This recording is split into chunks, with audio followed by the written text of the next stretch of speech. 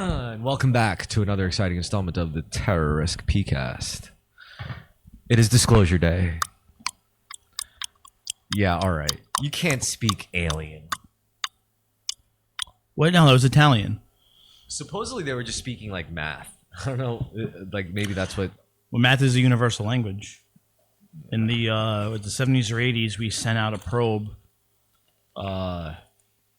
with some information about us. I forget what it's on, like some type of plate. I forget exactly like what it's plated on, but like it's almost like a record where like it's that type of metal, and it basically like it tries to explain in like mathematical terms like something about us. It explains how there's two genders that we're aware of and what the symbols are for them, and then I think there's a little bit about just music and stuff like that.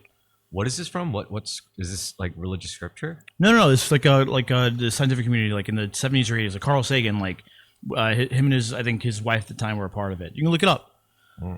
They sent a probe out that's supposed to like it just keeps going, but like it's basically like a capsule, that, and like if it's found, it like gives. It's gonna tell them what we're all about. Yeah, and but in binary, like it tells what we're about, what we feel like is worth explaining about us, and it's very basic. It's gonna get us killed. Well, I mean there's nothing offensive enough on there to get us killed. I don't think. Yeah, that's not how game theory. What'll get us killed is that like someone be like, oh god, like there's intelligent like life out here. Set course to that direction. No, but you know how game theory works, right? We're like you could. All right, so do you know about like Three Body Problem books? That author, the Chinese author. So he explores like real cosmic horror, like the idea of like not like scary aliens, like we just want to do this. No. Like you like. That's the shit that scares me. A cosmic, terrifying enemy that you never have to see through. Like no human will ever even look at them, but they could be on like an eons long war with them. You know what I mean? And they'll literally use like the laws of physics as a weapon. So in one of the books that Lu Xixin wrote, there was this alien species that had this crazy. It lives in my head rent free. It's called the dual vector foil. So the dual vector foil is like a small like card sized like sheet.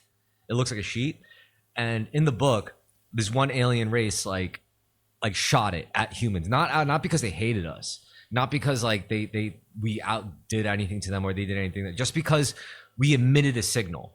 Where it's like logically, if you play it out towards its conclusion, it's going to mean humanity is eventually going to be a threat to you. So there's only one course of action, and it's not even like personal. It's literally just math. It's pure mathematical, conclusion. It's the way the philosophical concept works of the dark forest. Like you ever heard of the hunters in the dark forest? Well, the Hunters in Dark Forest, where it's a game theory thought experiment. It's like you have a dark forest, you have like hunters who aren't aware of each other's existence. So anything like alarms them or whatever, like they have to shoot. It's literally your logical imperative to shoot. So look up the thing I was talking about really quick if you want. About the Carl Sagan thing. I did hear about that. Right. So the dual vector foil is such a terrifying weapon because what it does is it collapses your entire universe into a lower dimension. So right now we exist in three-dimensional space, right? So let's say they shoot a dual vector foil at us. What it does, it collapses it flattens our whole universe, like our whole space into two-dimensional space. And the worst part of this weapon is that it doesn't stop. Like they could shoot it at us and then it flattens our whole solar system into 2D where it's like planets, stars, everything is just flattened into inert matter.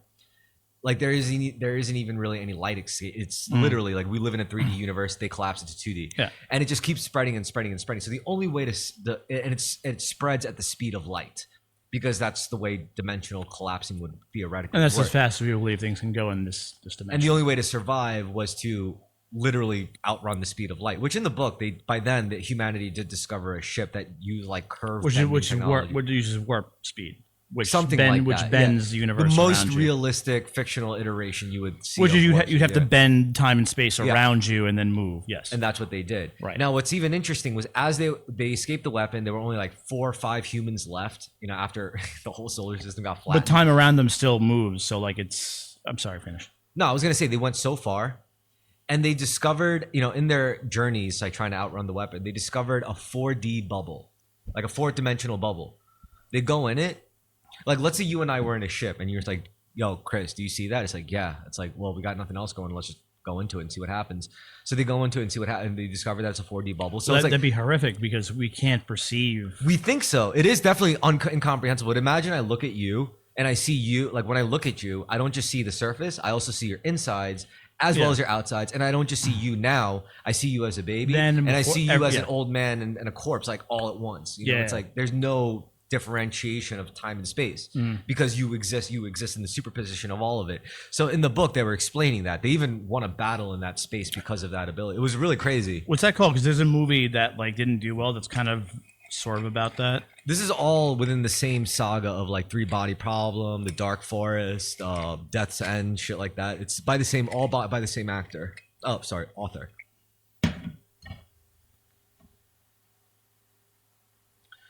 Yeah, so that's terrifying. And like, all right, so the horrifying part was they get into the 4D bubble.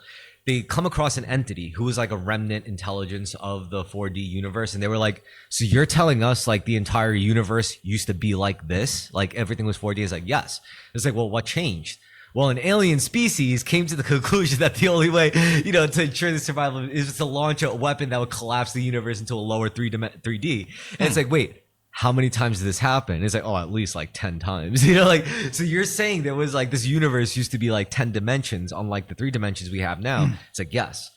And what that really means was that the speed of light moved exponentially faster. So in 4D, the speed of light moves faster, like right in. Well, we figure out ways to move like beyond that or whatever, right? Like you can't edit or like change the speed of light. Like it's just like we figure out different ways to travel. We can't edit it, but if the universe did allow somebody else, like a different like species before, like something else before, like did that, and we just every now and then, after X amount of time, like whatever the dominant species is, like we learn how to do that and then do that and go, holy shit, this is not a good idea.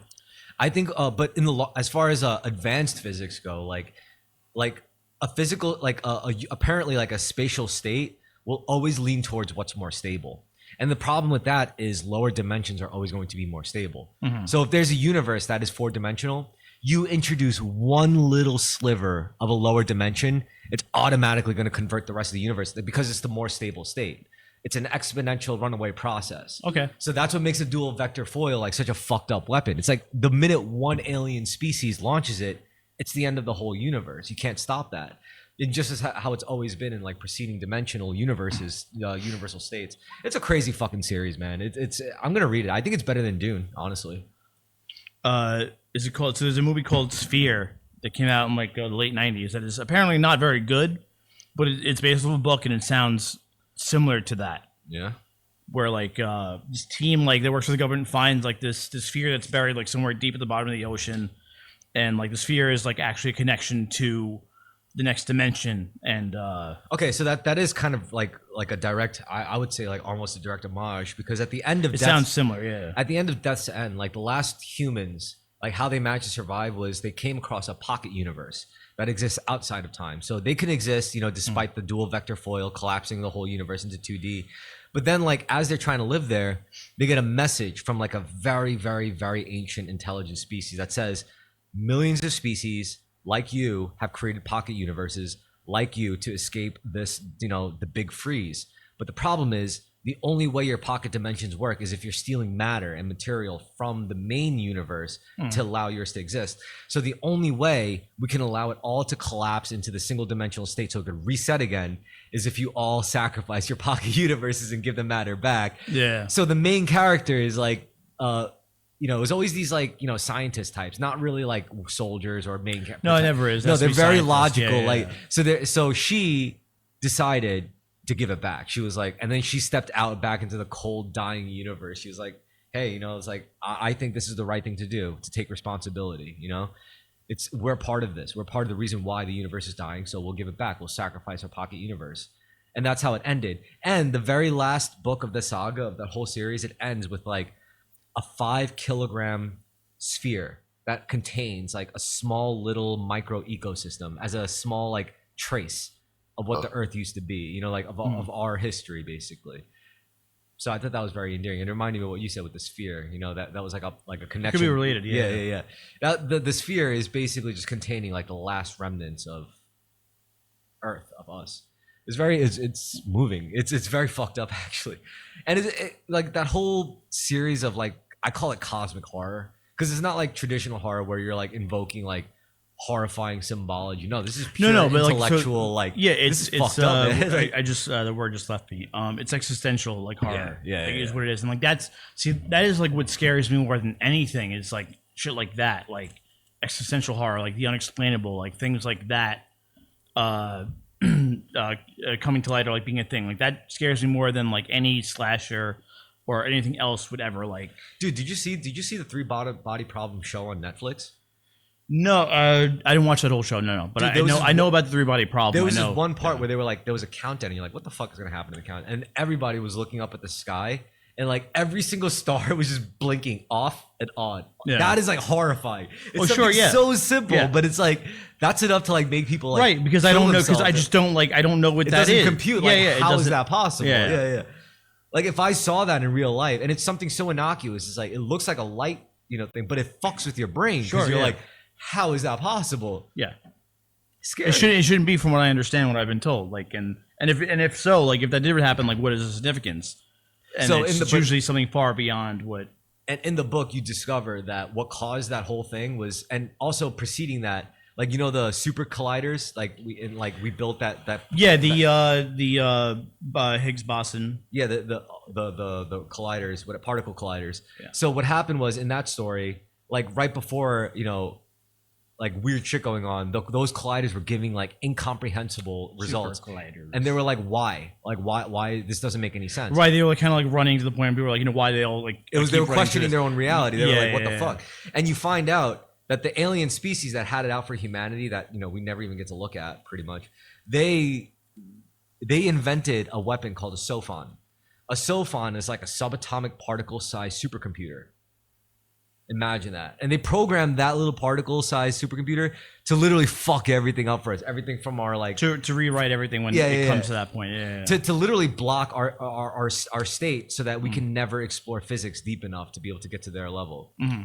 That's why our super, because it's like a warning, like that's why our super colliders weren't able to like give good results anymore, just because it was their weapon. And the way they make this like subatomic particle size super weapon is insane. What they do is they unfold a photon into like a pure two-dimensional state, and then they graph on like circuitry on it, and then they collapse it back into like its original state. It's like, it's insane, dude. That's that's like the process of like nuclear fission is splitting an atom is like breaking something down. They were like unfolding pieces of that. It's like but I'm just saying like that's the power that comes with breaking something down or like moving something on that like level. Yeah, when you go small enough, it's infinite. It's infinite. You reach infinity. Which is why, like, I think about those books and I'm like, what kind of fucking mind thinks of that shit? Like, it's pretty bananas if you ask me. But in other news, the Knicks are going to win the finals of the NBA. They're totally going to win. I think so anyway. I think they made some deal with the Illuminati or some shit. Like they did not. There's been a long time coming. It's no. It's you make a deal with the Illuminati when like you're like going for like you're in a decade of like just absolute dominance. Like no, the Knicks have not won since fucking '73. This team played together last year, got as far as they could. Like no, this is just. This is just fucking like what should have come. Like this is well earned. I would normally say the NBA is absolutely fucking rigged, but not this year. This ain't your mama's Linsanity. See, yeah, when you mentioned the Linsanity thing too, like you misunderstand like what Linsanity was. Like that wasn't what happened was Melo, like the Knicks had a decent record, and then Melo got hurt, and fucking Jeremy Lin took his spot and just fucking went on a crazy run, and like they were fucking winning a ton of games, and like he just called the personality, built up whatever. He just went on this crazy run, and then Melo came back, and they both can't fucking be point guards, and then that was it. And Jeremy Lin was never that amazing of a player to begin with. He wasn't that good. No, so it wasn't like. When it stopped, it wasn't like, oh, like how disappointing. It's like no, like I was fucking like he was never supposed to be that good. He's got really lucky in that span. And, I mean, that team wasn't... With those Knicks, with Melo, like, even when they got Melo, like, everyone knew, like, Carmelo Anthony, I forget who he used to play with. You don't know. But when he was on the fucking Nuggets, there was who else was with him on the Nuggets? Point was Melo was never like the number one guy. Melo always needed we're talking somebody. About Tracy McGrady back then, right? Tracy McGrady is good He's shit. one of the best of all time. Yeah, but that's the thing. Like, so like the Knicks are just built wrong. The Knicks are built perfectly now. Like this team is so good and built such the right way where there's just not like. I know two guys on the fucking Spurs. I know fucking Wembanyama and I know Castle. That's it. And like Castle's like nobody. But the Knicks have a 1A. They have a 1 Brunson. They have a 1A Cat. They have 1B OG. Josh Hart. And OG, someone who did it before with the fucking Raptors. Like OG got all of a sudden got all the attention just because that one little fucking finger flick. That little. That's all. That's what's great about this team is like that's when this team. That's why this team is work is like there's guys that pick it up. Like you heard about Landry Shamet. Landry Shamet was signed to the team like from like he wasn't anybody. He was signed to be like on the bench. And when the playoffs came, he just started hitting fucking threes out of nowhere. And that's and like he just kept playing because he hit every fucking three. Like this team is just fucking perfectly put together. That fucking 29-point lead blown. Holy shit. I didn't even have to watch the whole game. Like I was just watching the highlights and I was like, that prompted me to actually watch like whole sections of the game. I was like, how did this happen, man? I told you that when we watched fucking game. Well, I think it was like towards halftime. That's when the Spurs like really just kept like point guarding. That's all they were doing. They were just trying to run the clock, but there was too much basketball. Right. Well, they got so there was too much basketball at the end of the first half. Like they were up 29, and they were just in defense mode. That's all you have to do really at that point. But that's the thing about the Knicks. Like the Knicks will beat you in defense, and their offense will creep in. Because you let it, like they trick you, they put you in a false insecurity, and then like when you realize it's getting too close, it's too late because their defense is that fucking good that you can't score anymore. And you're tired. Yeah, you're tired, and you've already fucking made jokes about Jalen Brunson being fucking 6'3", 6'1", 5'8", where the fuck you think he's, whatever height you think he is, doesn't fucking matter. Because he can shoot threes. Because he's fucking, they're fooling you. Fucking whole team. When you think every time you think they had them beat. They don't. That's why Jalen Brunson doesn't say shit. Like when they get him on no, the mic he doesn't. He doesn't say shit. That man is gonna be fucking worshipped. Yeah. He's already like everyone's trying to like probe him with questions. He's like, you just gotta believe, man. You just gotta believe. Because he's not walking around like Wemby. Wemby's like, I'm the best, I'm the future. Brunson's not like I am the guy, I am the captain, I'm the leader. I'm just trying to figure out how he can win. He's like I am 1A, Cat's 1B, Hart's 1C. Like it doesn't matter. Where they're a team. And they operate that way. And like it also like when you have like when the other team thinks Brunson is that guy and they start double teaming him, then that's like, then OG steps up. Exactly. That's up. what makes a team so fucking good is that you can't do that to them. Like the Knicks can double up Wemby and like they're fucked, but it doesn't work the other way around. But and you can't double up on Wemby because he's just a monster. I can't stand he literally just shoots it right over everybody. It shouldn't be legal. It's disgusting. It's really like what a lanky fucking moron. I can't. But if he gets good, like if he becomes an actual professional, he will. He is. Like that's the thing. Like they were not the Spurs were not supposed to make it as far as they did. Yeah, it's all because of Wemby, and Wemby is the future star of the NBA. I don't know. They could fuck up. It happens all the time. Like they either get shot, they get into drugs or alcohol or not Wemby hookers. No, not anymore. It doesn't work that way. Gambling. They're so gambling. No, you get. I mean, you. That's okay. You get away with that shit. Not if you keep wrecking your shit and ending up in the papers. No, you can get away with that. Think about it. Like, no one. Everyone knew that, like, Jordan like was a gambler, but no one understood how degenerate of a gambler he was until years. Yeah, like later. pushing 10 million debt. That's pretty. Insane. No one knew that till years later. That's not that bad. 10 million debt if you have like 300 million in the bank or some shit. Right, but at the time, like, there weren't a lot of legal avenues for like gambling, so. You have to understand that, like, well, like it has his gamble, but if you watch, it's Jordan I don't think he even gambled. He didn't even gamble with the mob. He literally gambled every chance. Like, if you were like in an elevator with Jordan, and you were like, "Yo, bet you $10, bet you $10 to fucking the elevator." The next person to get on this elevator is a white lady. Yeah, he'll fucking take those odds. He'll fucking take you on that shit. Yeah. $20, and you could beat him, and he'll curse you out and say the worst things about you. He'll throw a 20 in your face. He'll throw you the 20 at you. Yeah. Here. Like, yeah, he's just a fucking degenerate. Like, you also know about the whole conspiracy about, I think Justin talked about it last time he was here, about, how How he's a reptilian lizard with his arm stretching abilities. No, that was you. Weird. Still weird. Very weird. But no, about how so like you know Space Jam, how so basically like his when his dad died, He played baseball. he went and played baseball. His dad got killed though. Yeah. I think he got sacrificed. The Illuminati approached Jordan. They're like, we could make you like Black Jesus, but He already won like 2 titles. Like, what do you like? No, there was no trade off at that point. He was already fucking loaded. yeah, but he wasn't like. It took an extra step to be commercially No. as successful as he is. He already had Jordans. He already had Hanes. He already Yeah, I saw the movie. it's you saw you did watch it. You ended up watching. And he wasn't Last the only one Dance. who had Hanes. All right, Jackie Chan had Hanes too. I'm not saying no one else made any money, but like Jordan was fucking loaded. It didn't. There was no trade off with his dad. He didn't like. There's no Jordan Illuminati bullshit. But you got to admit that Jordan had some magical effect on Black culture. Like literally, like a lot of rookies came and he uplifted it. Like he, like well, yeah, but like why does that have to be?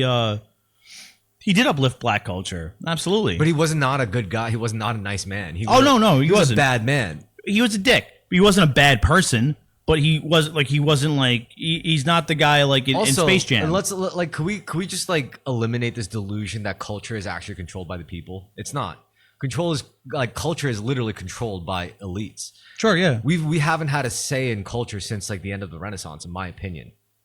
I think the Renaissance was the last time when people were actually in charge of culture, and ever since then, I agree. it was institutions. I agree, because like when people talk about how they wish how America used to be, like in the 50s or whatever, it's wasn't it's great. like that was no, it's not like it's not that it wasn't great. It's that what they think of is commercialism. Like they think of like the television. Ford. Remember Yeah. Ford and the TV, the CRT TV first came out. Remember? Yeah. Remember when we first got the radio? Yeah, like, that's not. times are great. That's exciting. not. But the way people look back on it, it's like no, that's commercialism. Like you don't realize it's not like, real culture. No. It's not really culture. Meanwhile, the wasn't like Renaissance. that. Meanwhile, like architects during the Renaissance era, they were designing apartment complexes to have a courtyard so that everyone could face the courtyard when children were playing. Like that is human-centric design.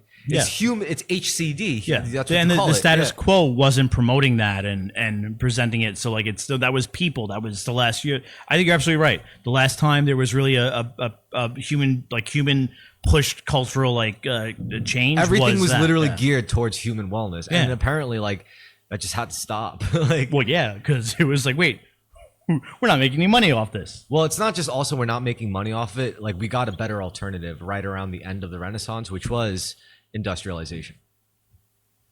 Yeah, they're far off, but yeah.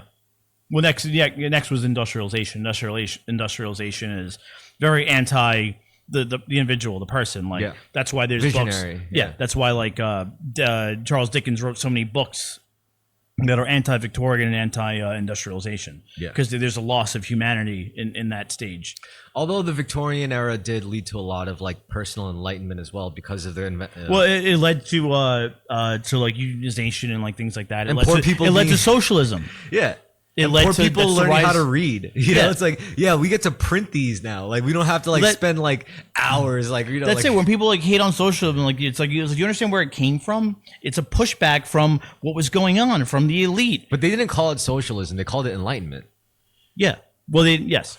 I mean, Because like, it wasn't really socialism. It wasn't based on like this idea of a set dogma of like, you know, to each by their own, however that fucking commie slogan goes. Like for them, it was literally like, wait a minute, you can't kill an idea. You can kill the man, but you can't kill an idea. Right. And that is way more primordial and fundamental than like It's socialism, I think. yes, and but that's really where it comes from. Like Karl Marx's like teaching, whatever, come from like the fact that there's the proletariat and the bourgeoisie, right? So one group is controlling and abusing the other group. So naturally, the group being used and abused is going to push back and obtain and try to obtain power, and we are that group regardless of. But he overlooked something. The problem with that is like it's still. Well, see, Karl Marx. It's not that he it's overlooked still in a- anything. He presented the idea. It's not. He didn't go, "Hey, this is how things are going to be. This is the perfect idea for a government. I should be in charge." Like, no, he just recognized and discussed and wrote down what was going on and why things were going to go a certain way, which is why things went a certain way. What he and- overlooked was that like even if the idea is correct, the transmitter of the the idea still matters. For example, if a bad guy comes like a dishonest like fuckstick who just fucks you over comes and tells you honesty is the key, honesty is the way, like, are you going to take that seriously versus a person who actually lives with grace and who actually lives by their word and they tell you honesty is the way? Right. Like that. And the problem with Marx is like all the shit he was espousing may be true, but he himself, he was still one of the fucking like dipshits. But he never went like, I should be the guy running shit. Like, and that's no. He did worse. He was like, nobody should be running shit because he realizes because he couldn't because he knows like it'd be foolish to give someone that type of power. But that's not true because what if there was a better man than him that is actually fit there wasn't. Rule? But if there is, we don't know if that's not impossible. Like, but that's up to the mandate of the people, and that's why he stayed off of that, and that's why like it's been abused like. But it's not up to the mandate of people. That's the only way it could be. Not. That's the only way it could be. You can't I don't think people can elect the leader of people. I don't think it works like that. I think they could elect leaders of communities, leaders of cities, leaders of government, but they can't elect a leader of all people. That'd be direct democracy, and there is no direct democracy. It has to be a mandate of heaven, a mandate of God. Well, no, that's what he was arguing against. A mandate of heaven, a mandate of God is what got us to where we were. That's kings. That's royalty. He's saying it's not possible. Would he imply that it's not possible? What is impossible? That it's impossible that a mandate of heaven could exist where one human would actually be fit to rule all of mankind? Like, is he saying that's impossible? I can't tell you if he said it's impossible, but that's what he was arguing against. It was wrong. Like, but is that wrong? Why is that wrong? It is wrong because it's manipulative. Like, it's not. Why? But it's not impossible that there could be a person who is born that could be the quote unquote Messiah, or could be the second coming, or could be like literally the Emperor from Warhammer 40K. That's fine, but they would come from the fucking the proletariat. They would come from the working class. They would come up from us. What's the difference between that and coming from God? Ultimately, like proletariat would still come from God. Meanwhile, like Karl Marx, like really was going hard against like the belief in a higher power beyond, right? Mankind. Because it was being controlled by the oppression. But that doesn't mean it's wrong. Just because no, but he wasn't manipulated. Saying. But he's not. It's not that he's saying like there can't. No, all he said was that religion will be used as a tool by the oligarchs, which is absolutely fucking right, obviously, isn't it? Yeah. But that doesn't mean it's wrong. That doesn't mean it's false. That doesn't mean it's untrue. But meanwhile, people ran with it. They took communist doctrine and dogmatic. But it is false. It is wrong. You're saying there is no higher power. How do we prove that? I'm saying there's no higher power that whose authority comes from the very few, the ones who rule. that doesn't come from there. Like, can there be like a power mandated by God? Sure, but it's going to come from the people, from the working class. You don't think it could come like vertically from up top, like where like God could literally come at any time and be like, hey, by the way, this fucking dipshit bum that you see on the corner of like Grant Street and Hewitt or whatever, he's the Messiah. He's the leader. You guys all have to do what he says. We don't know. That could happen at any time, and we have no idea. When has that happened before? Never. But it's still, that doesn't mean it's impossible. Okay, but he's not. But that's not being a dipshit and missing out on a point. He's merely like just reacting to what was happening in the time. Like, but anybody could do that. No, at the time they couldn't. That's the thing. Not anybody could do that. Because everyone had to work. Meanwhile, he was just the thing. No, that's not at the time. No one could do that because the people who controlled things were royalty, were people who were related to one of each other. They mandated who ruled. And democracy clearly preceded Marx. Like, obviously, democracy already existed. Democracy is something that the ancient Athens and Marx. Greece I think the thing about Marx was that he was very on point because his thing was that he incorporated industrialization. Right. It's about the abuse of the working class and how there is. And he also was right around the time when industrialization was actually like. Well, yeah, because he saw it and he's like, this can't go on forever. But that's they are going to push back. They have to push back. But that's like that is the future of things, and that's where we are now. We pushed back. But then where are we now? Where it's like we're just repeating it. Where it's like now AI is the new thing. Where we're starting to say, oh, we have to push for socialism. It's just repeating in a cycle. Because we allow oligarchy still. It's not the same as before, but we still allow oligarchy. We didn't allow them in oligarchy. We still allow the few. Yeah, but look at the French Revolution. You know how many fucking oligarchs like they murdered, in the name of freedom and democracy? Yeah. And it didn't really look how well that turned out. I'm just saying, it's like it's not. Honestly, we're never going to go into a static state of all pure fascism or all pure communism. It's just going to go back and forth, I think Napoleon's the greatest example of leadership and the greatest leader of Okay, all so then modern you're time. like my dad, because you and my dad both agree that true, like if there were any powers given to an individual to lead, like, you know, human societies, whole civilizations, it should be people with some The basic. masses gave him that power. It should be someone with the basis of military, like some kind of military background. No, it's not. It's beyond that. It's the masses gave him that power. The masses believed he had the right to rule. No, he earned it, I think. No, he did, but the masses allowed that. They were like, this man has earned it. We want him to rule But then us. why We did support the him. masses allow it? Because they saw what he did. Right, because he wasn't part of the previous oligarchy. Well, that too, yeah. But like it wouldn't have meant, like his background wouldn't have meant much if he didn't do also like. if he His wasn't background meant nothing. His military Yeah. background is what meant something. For Exactly. the first time in history, that's what mattered. Exactly. Because previously, like him being born in fucking in Sardinia, like would have like not to royalty, like would have made him nobody. Yeah. He wouldn't have mattered. No, I mean, I don't look. I don't Yeah. disagree with it. What I'm saying is, like, military, like war, is probably the highest standard you could really judge. Like how they conduct themselves during war is the highest standard you could really judge them for rule, because it's everything on the line. That's the one game we have in our world where it's and literally. think about like all the greatest leaders in history. General, like in my opinion, I think General MacArthur should have been president around that time. He should have been the one leading the country. But if he was, the caveat is we would have nuked China. Yeah. Like Beijing, like the whole Exactly. string Yes. of I know. territories Yeah. would have been all just nuclear wasteland. Yeah. That's what he wanted, and he was correct. Tactically, he was correct. Exactly. Morally, but that's not his concern. You know, it was for the good of America. Exactly. He But was that's the correct. balance. That was the problem. He was absolutely, and Truman was like, "No, we can't do that." Yeah. That's why people think they killed Patton, because Yeah. Patton wanted to go after the Russians. Yeah. He right was after right. the He was war. probably- he was probably and correct. he was right. He's like, they'll be our enemy. And he was right about that. He was Absolutely, right, yeah. But like who are then we'd be like who knows what the world will be like? We'd be stuck in never ending war, and like it's just. Or maybe it's just that it would all be like the whole world would be America. The whole would be like the United Globe of America, you know, which would be pretty cool actually. It's weird how, because you know how like you have that show like the books in the show Man in the High Castle. Yeah. There's no dystopian book or show about, as far as I know, about like what if America did all those things. Because it'd And be we were such an all- awesome world. It'd be perfect. It'd be great.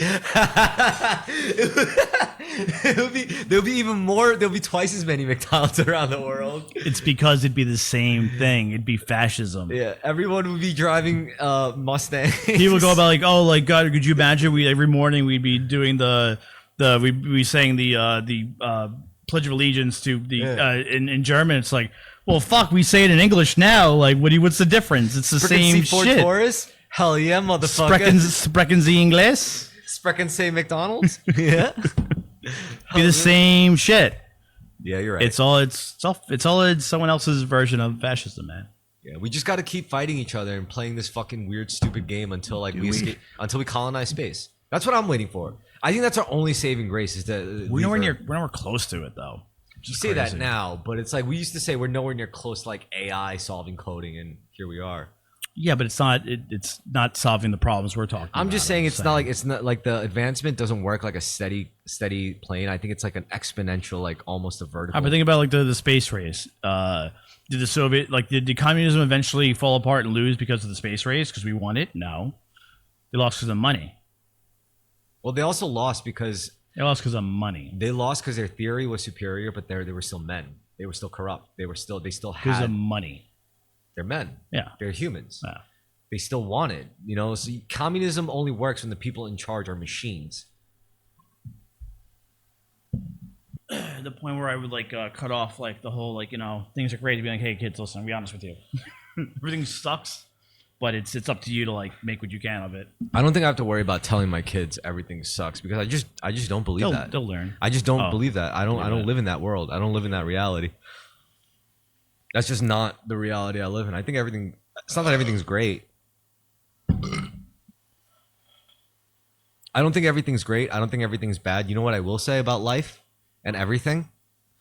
I will say that I'm very grateful that I got to experience it. Like that's my main first and foremost like reflection upon life. Sure. Is that I'm just grateful. I'm grateful for my friends, my good friends. I'm grateful for my cat. I'm grateful for beer.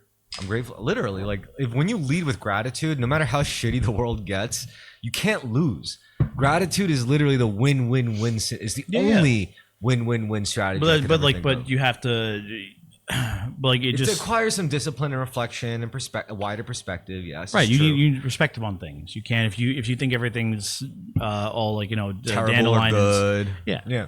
But I feel like if you realize things aren't like things, not that everything is shitty or bad, but like if also you realize have no right to any of it. You're just lucky to have it. You're lucky. You don't have to be alive. There's no law. This world wasn't made for you. Exactly. There's no. And that's more what I'm expressing. And it doesn't end when you die. Because I feel like a lot of people, like, that's their problem, is that like they get a very unrealistic idea of like how the world's supposed to be, and then when they finally get become adults and get pushed out into it, they don't adapt because it's just like it's not what they were told. They're not prepared for it. Or it's not even like, to me, what's crazy to me, it's like it's not even like an argument over whether the world is good or bad. It's like once I say like I'm just thankful to be alive, I feel like that short circuits a lot of people I talk to about it. Like when they're when we talk about life, it's like how you feel about it. They're always saying like, oh, I feel great.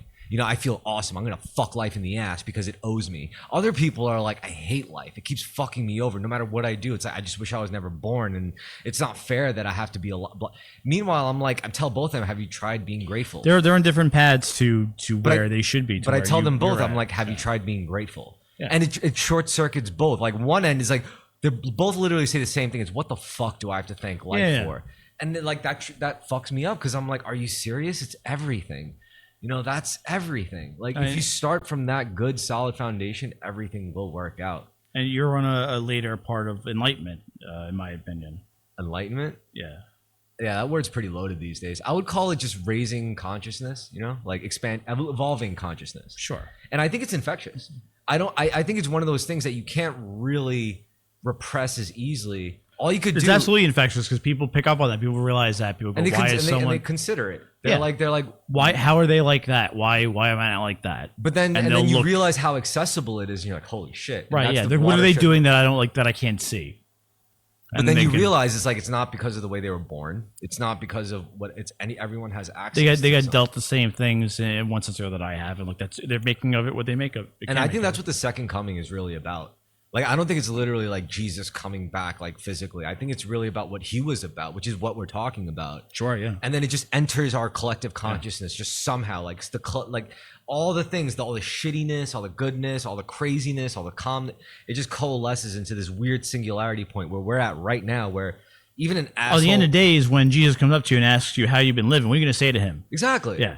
And it's like that when the regular schmucks like us could ask ourselves questions like that, it's like, that's it. I think we're there. Like because that's enough. That's enough for me. Like that's enough to give me all the hope I ever need for humanity. Sure. If assholes like us could just even think about it, even consider it for like one moment or conversation, that's enough. Yeah. That's why I feel good about the world. Like that, and I know a lot of black pillars. Like I know a lot of people who are just like, everything sucks. Sure. And nothing will never change. I'm like, you don't know shit. Like I can't even hate them because like I get that too. Yeah, perfectly why they feel that way. I get why they're where they're at, why they feel that way, and I understand them more than people who think everything is fucking 100%. That's why I resent them so much more because I empathize with them way harder. Yeah, when I see happy people, I'm like, what's wrong with you? But then I see angry people, I'm like, you don't get it, man. Yeah, I'm like, you're close. You're close. Yeah. Have you tried just thanking? And it's like, well, who do I thank? It's like, how do you feel about God? It's like, I hate God. I hate the belief in God. Why? What is God to you? And it's like, oh, and then they'll just try to describe it and they can't. It's like, and then that the same way, like the other people would be like, oh, God is only good and does only good things. It's like, and you can't describe that. Like it's like, what about it? Why would God make all this terrible shit if you think God is all good? Yeah. But it's more like God is everything and it's all there for a reason. Yeah, it's not, God is not my thing to go lean back on or my excuse for things or like cares in that sense. Like it's just reality. It's just what it is. It's the experience of everything.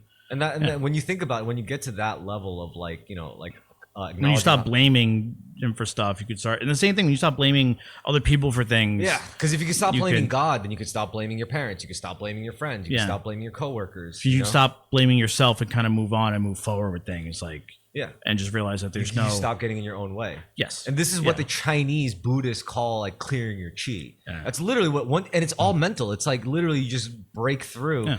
The only problem is like, I think Western culture is more cerebral, whereas like Eastern culture is more physical. But like the idea is you break through your cerebral trains to go down, and then the Eastern has to break through their animal. It's the other way because Yeah. it's because we can't let go of the physical and like the then what? But then you're really supposed to just clear the way all the way through to open that channel of like as above. So I do love Buddhism. Like I really do. I really think that it's like when you take Buddhism to its conclusion, when you take Christianity to its when you take any like those, when you really take it to its conclusion, conclusion, it all leads to the same fucking place, which is like just be thankful. You know, you don't have to do anything. You just want to. Yeah. You don't have to have anything. You just want it. No, it's just making you feel comfortable and like right about yourself, and like isn't that like? I also feel like it's not even just feeling a certain way. It's also like our bodies are like instruments constantly playing notes. If your instrument is out of tune with like fucked up ideas or fucked up like states or hang-ups or when you're at the point you notice that, you pick up on that, and like it takes attention on each string to be able to tune it properly. Yeah. That's why when I do like it's not like just being that way, like I know when I fuck up or do something wrong and like it harps on me and like it stays with me, like it's just like why did I do that? That wasn't right. How do I fix that? How do I make sure it doesn't happen again? Like it's not like who why did I do this? Who made me do this? It's not about that. It's just like I did this. Why did I do this?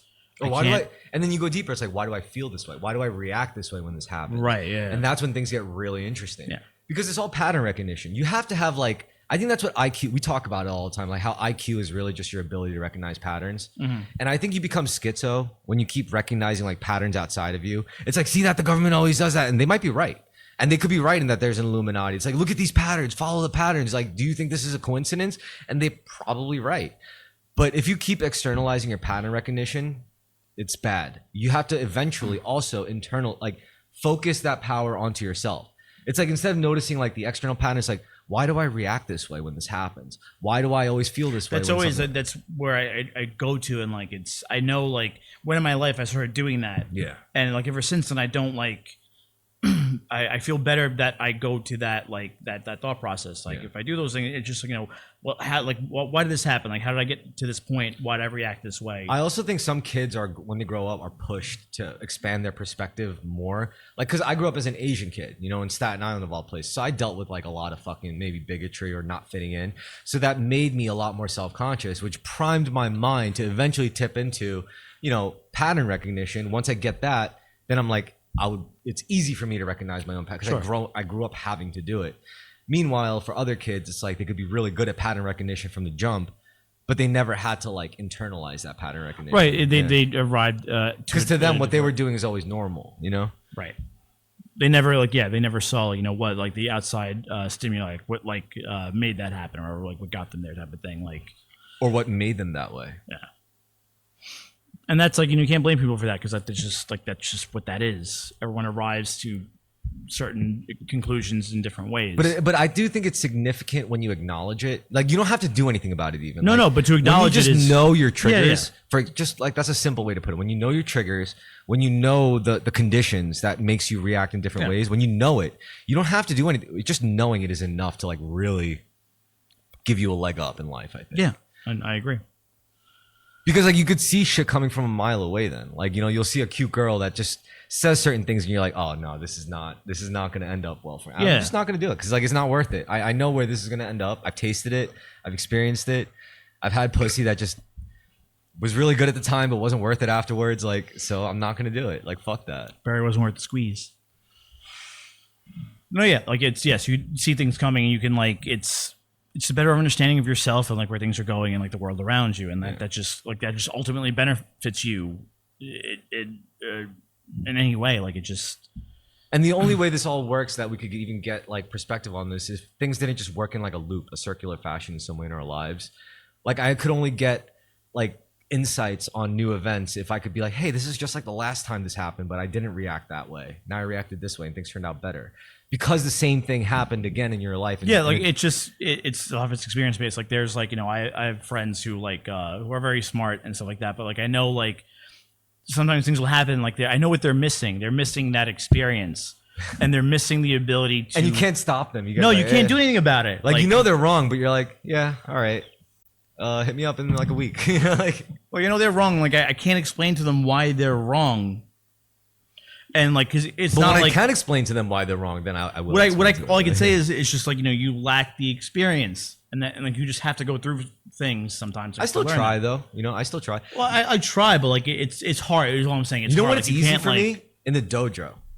In the dojo, well, that's the only different. time, That setting. Like, it's the only time when people actually take my word for it. I think specifically because of the way I frame it. Because now I'm technically like a sensei, so I'll explain something, and then the reason why I tell it to them, and I'll be 100% sincere when I say this. I'll be like, you have to do it this way, and they'll be like, why? And I'll be like, because I did it this way, the way you're doing it now, and this is why it fucked me up, and this is what happened when it fucked me up that way, and this is why you can't do it because I used to make that same mistake. I mean, you don't have to listen to me, but I was in your shoes. And they listen to that. Like, it's way easier because it's like what you said with experience. Like, I've experienced it. So it's like, they're going to be like, shit, I can't argue. Because they could see what I do too. Because they fight against me and they're like, right, they see where you are now. And if you say, like, And, well, that's it. It's meritocracy. That's the benefit of a meritocracy, I think. The only problem with a meritocracy is that not everyone is going to be fit to gain certain merits that they might want. No, they aren't. Like, all you could do is, you know, try to direct them the best you can without, like, you know, pushing them or anything like that, because that'll just that doesn't help. That ruins. But that's precisely why I like martial arts, because I think the world can't all be about meritocracy. It has to leave room for chance. It has to leave room for luck. It has to leave room for unfairness. However, we do still need some meritocracy in human society now and then, I think. Sure. Like, you still need like hierarchies built on who actually accomplished things versus, you know, who's untested and who actually has a higher success rate and who doesn't. Like, look at sports. It worked in Moneyball, you know? Yeah, but Moneyball does. I mean, like, that's not I mean, that doesn't like go along with what we're talking about. Exactly. Yes, it does. Oh, it doesn't. It's going by results as opposed to, like, you know, intuition. Yeah, but Moneyball's that's what a meritocracy is, by the way. To me, a meritocracy is, instead of going by intuition or like feelings, it's going by raw results of like who did what. Right. Sure. Okay. But like but it's in terms of Moneyball, like even like the way it's shown in that movie is not completely like correct.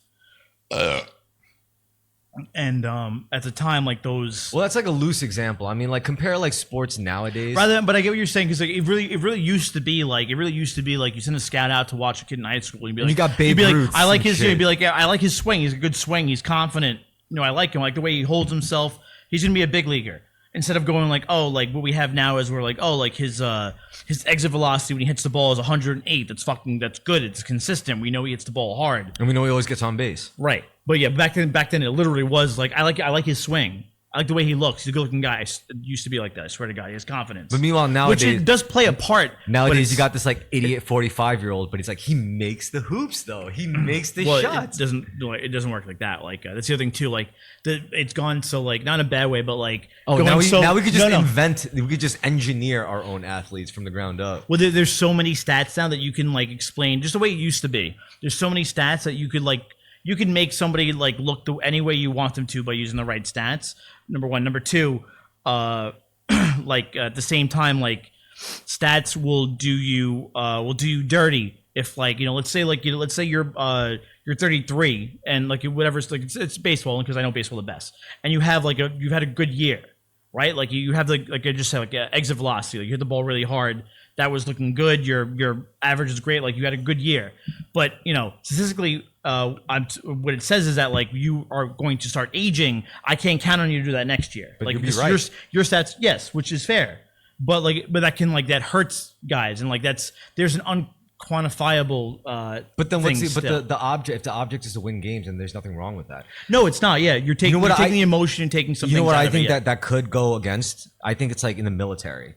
You know, like with age cutoffs in the military, I think like a 35-year-old can still be just as primed to like kill and like be an effective soldier as like a 21-year-old kid. But the thing with the military is it's just, but like it's, I disagree, because in the military, like it's very, it's all about breaking you down and building you back up as a person and controlling you. So like just taking a 35-year-old, like even if like you have more sense and then a 20-year-old or whatever. Like you don't have to be told as many things. Like You're not going to be a good weapon. Right, but they don't want they don't want someone that can think for themselves. They want a robot that they can completely like manipulate. But there are roles in the military that do need people that are, and that's an outlier, and like that exists in all these things. That's why like these type of hyper statistics like have their place, but there is still an unquantifiable quality that exists in all these things. Of course, yeah. And there's always exceptional cases to everything. Right. Like the Mets in 2024 were really just looked really bad the first 2 months of the season. Oh, were they? Yeah, the first 2 months. I never would have guessed. Yeah, usually it's the Mets. But so they had this guy they signed. This guy was like a good like fielding shortstop in his day. Never a superstar. Didn't play the year before. He was 34 this year. Didn't play the year before. Actually ended up writing fucking pop songs in Puerto Rico. That's or the awesome. DR, yeah, wherever he's from, I forget which one. And they signed him to a minor league deal. They call him up in the middle of the season because things aren't looking good, and they keep him on. And like this guy has the best offensive season he's ever had in his career, and like the effect he has in the clubhouse was so positive that like that's something you can't quantify that. Right. He really helped turn that season around. That's a spiritual thing. That's not really like a mathematical thing. Right, yes. Yeah, it's a human thing. Yes. So like that's just the thing with stats like that. Like yes, there is there's things you can quantify and those are good. It's good to like be stat heavy like that. But there's things that you part can't. Could also work against you too. Like Michael Jordan trying to coach like the Wizards or some shit, you know? Yeah, well that was too much expectation could also work against you too. That was different because like Jordan your aura could literally suffocate that was Jordan's ego. Yeah, that's your aura. Jordan drafted those guys. Yeah, and they weren't good. And when he's like, you know what, the difference is, I have to be there to teach them. They'll be good. I say they're good, so that's why he started playing again. And then it wasn't that good because those players are all garbage. You know what? I treat ego like martial arts. Like it's good to have it. It's just like it's good to have martial arts. If your ego is too aggressive, if your martial arts is too aggressive, you become predictable, and it's easy to maneuver you have you. to. If you're the one picking those things, you have to take your ego out of it. Because like the problem is like with a lot. So the problem is like in at least baseball with a lot of these. Well, if you had no ego, then you'd be like, just kill me. I don't want to hurt another living thing. Just kill me right now. There's no need for martial arts. I'm talking about stats in sports at least. Like well, in sports, it's like if there's no ego involved, just win the game, dude. I'd rather you feel good and not me. Right, but it doesn't work that way. Exactly, because it's an ego thing. Because there's guys trying to get more and more, get paid more and more money every year to get a better job. We have to accept it. Ego is a part of war. No, I know. Therefore, ego is a part of sports. But I'm just saying, like that's a problem with sports right now, and the ego is in the wrong place. Where it's the guys who build the team. The guys who build teams have too much power because they're guys who have never really played baseball. The guys who went to Harvard and Yale. That's like saying the rock stars don't have all the power. Now it's these record producer execs and shit. Like, so in Moneyball, Brad Pitt's character, Billy Bean. Billy Bean was an actual player, and Billy Bean came up through a different system. Billy Bean was a failed prospect. Billy Bean so he actually played the game. He came up through a different system, but he adapted to the new to statistics. He adapted to that new thing. Yeah. But now you have guys like the president of the Mets, this guy named David Stearns, who's from New York, but like he went to like Yale or something like that and like majored in statistics, and he's even like he used to run the Milwaukee Brewers. Milwaukee Brewers are like a mid-range level team. They're not a big city. They don't have like the budget the Mets have. Now he's running the Mets. So he's running the Mets, and he has running the Mets? A guy named David Stearns. Okay. He's the president. Right. They're owned by a guy named Steve Cohen. Sounds Jewish. He is probably Jewish. But they're owned by a guy named Steve Cohen. They're good franchise owners. Shit. The Mets are owned by a guy named Steve Cohen, who's a hedge fund manager and has bought the team for a couple $2 billion and is worth far more. So we have and he is not afraid. He will spend the money if he thinks it's right, and the guy that he has running the team tells him it's right. But David Stearns doesn't want to do that because he wants to look fucking cute and smart. He wants to sign guys. Is he cute and smart? No, it's not working that way. Oh no. That's it. He wants to sign he's trying to sign guys that like you wouldn't expect to be good. Like he's trying to plug and play. He's trying to be a genius. He's trying to be smarter than everybody else. So people go like, "Oh my god, I can't who would have thought this would have worked? That genius David Stern did this." Simple is better. Just like, dude, use the tools you have. Like just win. You know, if you're close to winning, why get cute? Why start doing that type of shit? Just fucking get lost. That's why they suck right now. Yeah. It's because of that. He got rid of the guys that the fans love because he wants people to go, oh, David Stearns built that team. That's his team. He doesn't want them to go, oh, that's Pete Alonso's team, the guy that was on the team and actually plays for the fucking team. You know what? Do you ever think of it like this? Like us peasants watch the game, but do you think like rich people watch like the franchise ownership game like as a meta game to the sport? Sport? I do because I play like. Okay, so do you think that's like fun? I think it's fun. Like when like if you're like a billionaire and like you could watch the Knicks game, but you could also get to like sit in the same room as the guys playing the franchise. That's game. why those guys do that type of thing. It's probably fun as hell. Like absolutely. just seeing it, like watching like the pigs and the peasants. Like, but see, the owner does that, but like David Stearns, the president, doesn't do that. He doesn't build because there are winners and losers in the franchise ownership game. Yeah, we saw it in the Blackberry movie. Yeah, the best scene in the whole fucking movie. I'm from Waterloo, where the vampires hang out. But like, I'm like, I do that. Like when I play MLB, the show, the franchise. It's like fuck you. I pick the worst team in baseball. And you got to be a cutthroat motherfucker. Yeah, and I get rid of anybody that makes any money, and I start the team from the beginning in my image, and I kind of make decisions based on money in that. So I get that, but I don't ever pick the Yankees or the Mets and trade away the people, the players people come to the fucking stadium to see.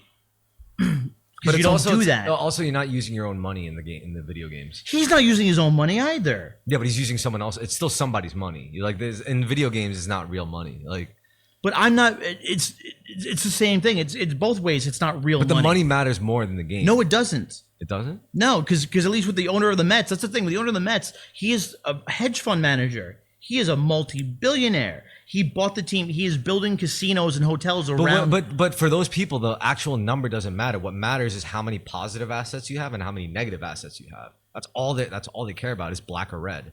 Right, and the way and like he comes from like a smaller town mentality. The way New York is, like they're like you will be in the red for a long time. You'll be like the thing is like you need big time, big ticket players for people to come to the games and people like for them to want to spend that type of money. You just need to invite Timothée Chalamet or Tom Hanks or something. No, that doesn't work that way. Well, it worked for the Knicks. No, but the Knicks are different. Maybe Timothée was their satanic lucky charm, like their Illuminati lucky charm or some shit. No. Maybe he was the one that did it for them. Do you know who owns the Knicks? Who? James Dolan. He owns Cablevision. Oh, really? He owns cable. New Jersey Cable? He owns cable. New Jersey Cable. Time Warner. No, Cablevision is New Jersey, isn't it? I thought Cablevision and Spectrum is like Time Warner, New York. It's Time Warner. It's huge. So, but also, all right. The NBA has in the New York area we have Spectrum, I think, and then Cablevision. Really? Yes. In New York, our cable. Hold on. Our cable, I'm pretty sure is Spectrum. I think Time Warner now. I have Verizon, so I can't tell you exactly. Now you're out of the game. You're out of the local game. You're in the big boy league with the Verizon Fios. I'm still playing that old school Time Warner Spectrum fucking Cablevision's New Jersey. Spectrum's New York with Time Warner, I think. That's why I have fucking Spectrum. Our building just recently got Verizon. I think too many people complained. They were like, "What the fuck is this, bro?" Like, so he owns the Knicks, the Rangers. He owns the Garden. He owns the Sphere in Vegas. He owns Radio City he owns Music the Sphere in Vegas. He owns the Beacon Theater. He owns Chicago Theater. He owns the MSG Television Network. He owns AMC Global Media, which is movie theaters. You know what it reminds? He's like, what else does he own? Hey kid, I seen you perform. My name's Tony PlayStation, owner of the PlayStation Theater, and I'm gonna make you a star. But also, like basketball has a salary cap. What is it, like $10 bajillion? Well, no, but it's the point. It's the thing where, like, so the Mets owner being a billionaire and then the Knicks owner being a billionaire, the Mets owner can spend as much money on players as he wants, but once he hits a certain limit, he has to pay a penalty to Major League Baseball. So he can only pay them also, man. Right. So much. So Dolan with the Knicks in basketball, like you can't go over that amount and then pay a penalty because you can't go over that amount. He's gonna end up. No, you can't. You're not allowed to. You can't. Once you go over, you have to get rid of a player. That's fun. It's good. There's rules to the game. It's a game. Fuck that shit. I don't like that shit. It's still a fucking game. You know, you got to have rules to a game. Because imagine if that rule didn't exist, Chris. Like, think about it. Like that's called baseball. Oh, okay. And I prefer it that way. Oh, okay. So you like that cracked out, like fucking. I do, because it's not fair. Because like, all right. So I just told you NBA has a salary cap, right? Like, you know what courtside seats cost for the fucking finals? Like $50,000. $100,000. Nice. It doesn't matter. There's a salary cap. I go to a Met game. I want to sit like right behind home plate. I'm going to pay $50,000 whether there's a salary cap or not. Doesn't matter. Like, these owners shouldn't be allowed to make all this money and not at least pass it off to the players. It's not passing it off to us. It's one thing if there was a salary cap and they were like, all right, you know what? We'll make fucking seats $10, $15 because it doesn't matter. We still make the money. No, it doesn't work that way. They're not doing that. I can't believe guys like Adam Friedland, Stavros, and Nick Mullen probably hung out with like Mets players and Knicks players probably just from talking shit. That's the dream, right? Oh, it happens. So like when because like baseball season's so long, like if a baseball player is hurt, they'll go to like a Knicks game, things like that. And like they know each other. So long. What is They probably get invited to some crazy parties together too. like day parties? Probably. Where the roots are. That was mad funny. He's like, I saw you there. Shut up, the roots. I saw you there too. And they were like, what? Shut up. You have so few friends, I had to start inviting your enemies. I've been working on my my cat. Cat Williams? Yeah. It's black. It's like vocal blackface. What? I'm just doing an impression of one man. I'm not accusing you. I'm doing giving an you impression of one I'm man. giving you props, man. That's not. Good on you. No, what are you good on me? I'm just doing an impression of one man. I actually love this. It's like you finally did something like morally bad, and I'm like, good for you, man. And you're like, no, that's not what I morally bad. I didn't do that. Or you're accusing that I did. It's like I'm not doing like black voice. I'm doing an impression of one man in particular. No, it's like it's like a Mormon pacifist punch a guy in self-defense. I'm like, good for you, man. Good for you. Fuck the Mormons. What's wrong with Mormons? Mormons are great. I don't have a problem with people that are Mormons. It's just the church I don't like. Well, that's every church. Every church sucks then. Well, yeah, I don't like any organized religion. But I like religion. I don't like organized religion. I don't like the people that run it. Like, I don't like the Catholic Church. You don't like the people, you still like the religion. I don't have a problem with people that follow the religion, like lay people. I don't. You know how I view religion? I view religion as like a bootstrap program, right? Like, let's say you first make an app and you're like, oh, I need this app and it's useful for my local system, and I made it out of Python or whatever. So you could host it entirely on your computer. No one else uses the app, only me. So I'll have it on my computer. It's a bootstrap. However, you tell your friends about it and they're like, yo, can you give me access? Can you let me SSH into this container at least to access that? Yeah. And then more and more people, eventually they're like, you got to sell this. You got to actually put it on the marketplace. And then it becomes a problem because suddenly your app isn't just useful to you and your friends anymore. Suddenly it's like other people have to use it. It's a way to abuse power. It's local government. Yeah. It's so what started as a good bootstrap program becomes, it's like also a crib. You know, like a baby needs a crib. Without a crib, they're going to fall off and crack their fucking skull. But what happens when they're like 16? You can't keep a 16-year-old in a fucking crib, you know? And I think that's where we're at right now when it comes to religion. We're like the 16-year-old still stuck in a crib. It was necessary at first, like for civilization. It's a bootstrap program for human civilization. But I mean, I think every religion's had that problem. I think that doesn't go away. Like, they can only coddle you and like keep you in their umbrella for so long, and that's when they fall apart. And that's why we could delude ourselves to like to change the shape of it. Like, for example, you ever hear the quote, "Studies show is the new God says"? Yeah, it's a funny one, right? Yeah, I say it a lot. No, it works. It makes sense. It's true. Yeah. Like, so yeah, like it was always about what general consensus was. That's what truth loosely is defined as, is general consensus. Sure. Which tells you consciousness is more true than actual objective reality outside of consciousness. Consciousness is more fundamental than material reality, I would say. Like, you heard about the double slit experiment, right? The double what? The double slit experiment? Enlighten me. Tell me again. So they shot like electrons through a plane, like through a distance. Yes. And it behaved differently, like yes, versus particles versus wave function when they observe it versus when they don't observe it. Yeah. I think it was like when they don't observe it, it functions like particles, and when they do observe it, it functions like waves. So that means our conscious attention actually has an effect on reality on the most fundamental Well, sure. levels. I mean, like, yeah, reality is subjective. Which is what I'm saying. Our consciousness is more fundamental than material reality. But that's reality. Like, the general consensus is what reality is what we all agree reality is. Yeah. But then the problem with that is that opens up a lot of possibilities. That means magic is real. That means spirits are real. Demons are real. Aliens are real. because we're generally inventing it. You know, if reality is downstream from consciousness, then that means we're inventing it. Well, magic is is just the unexplainable. So like that's no, that's not what magic isn't the unexplainable. There's plenty of unexplainable things that aren't magic. That's not magic. That's how you define magic, is just the unexplainable. What you mean is the paranormal. The paranormal is generally unexplainable. I mean, that falls under that, but like to me, no. Like magic is like whatever we can't explain through. Really? Yeah, whatever we can't explain through our group, through like our group, our group thought, like a think tank or whatever, or science. That's magic. Magic is just what if you know what if I can't like I don't know, let me think of an example.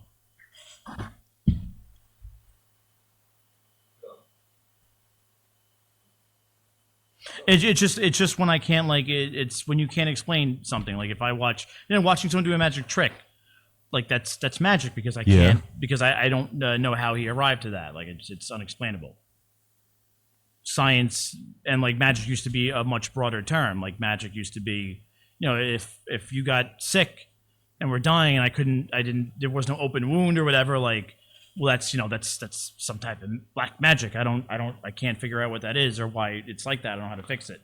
But then once we were able to figure out germ theory, there was no more magic when it came to that.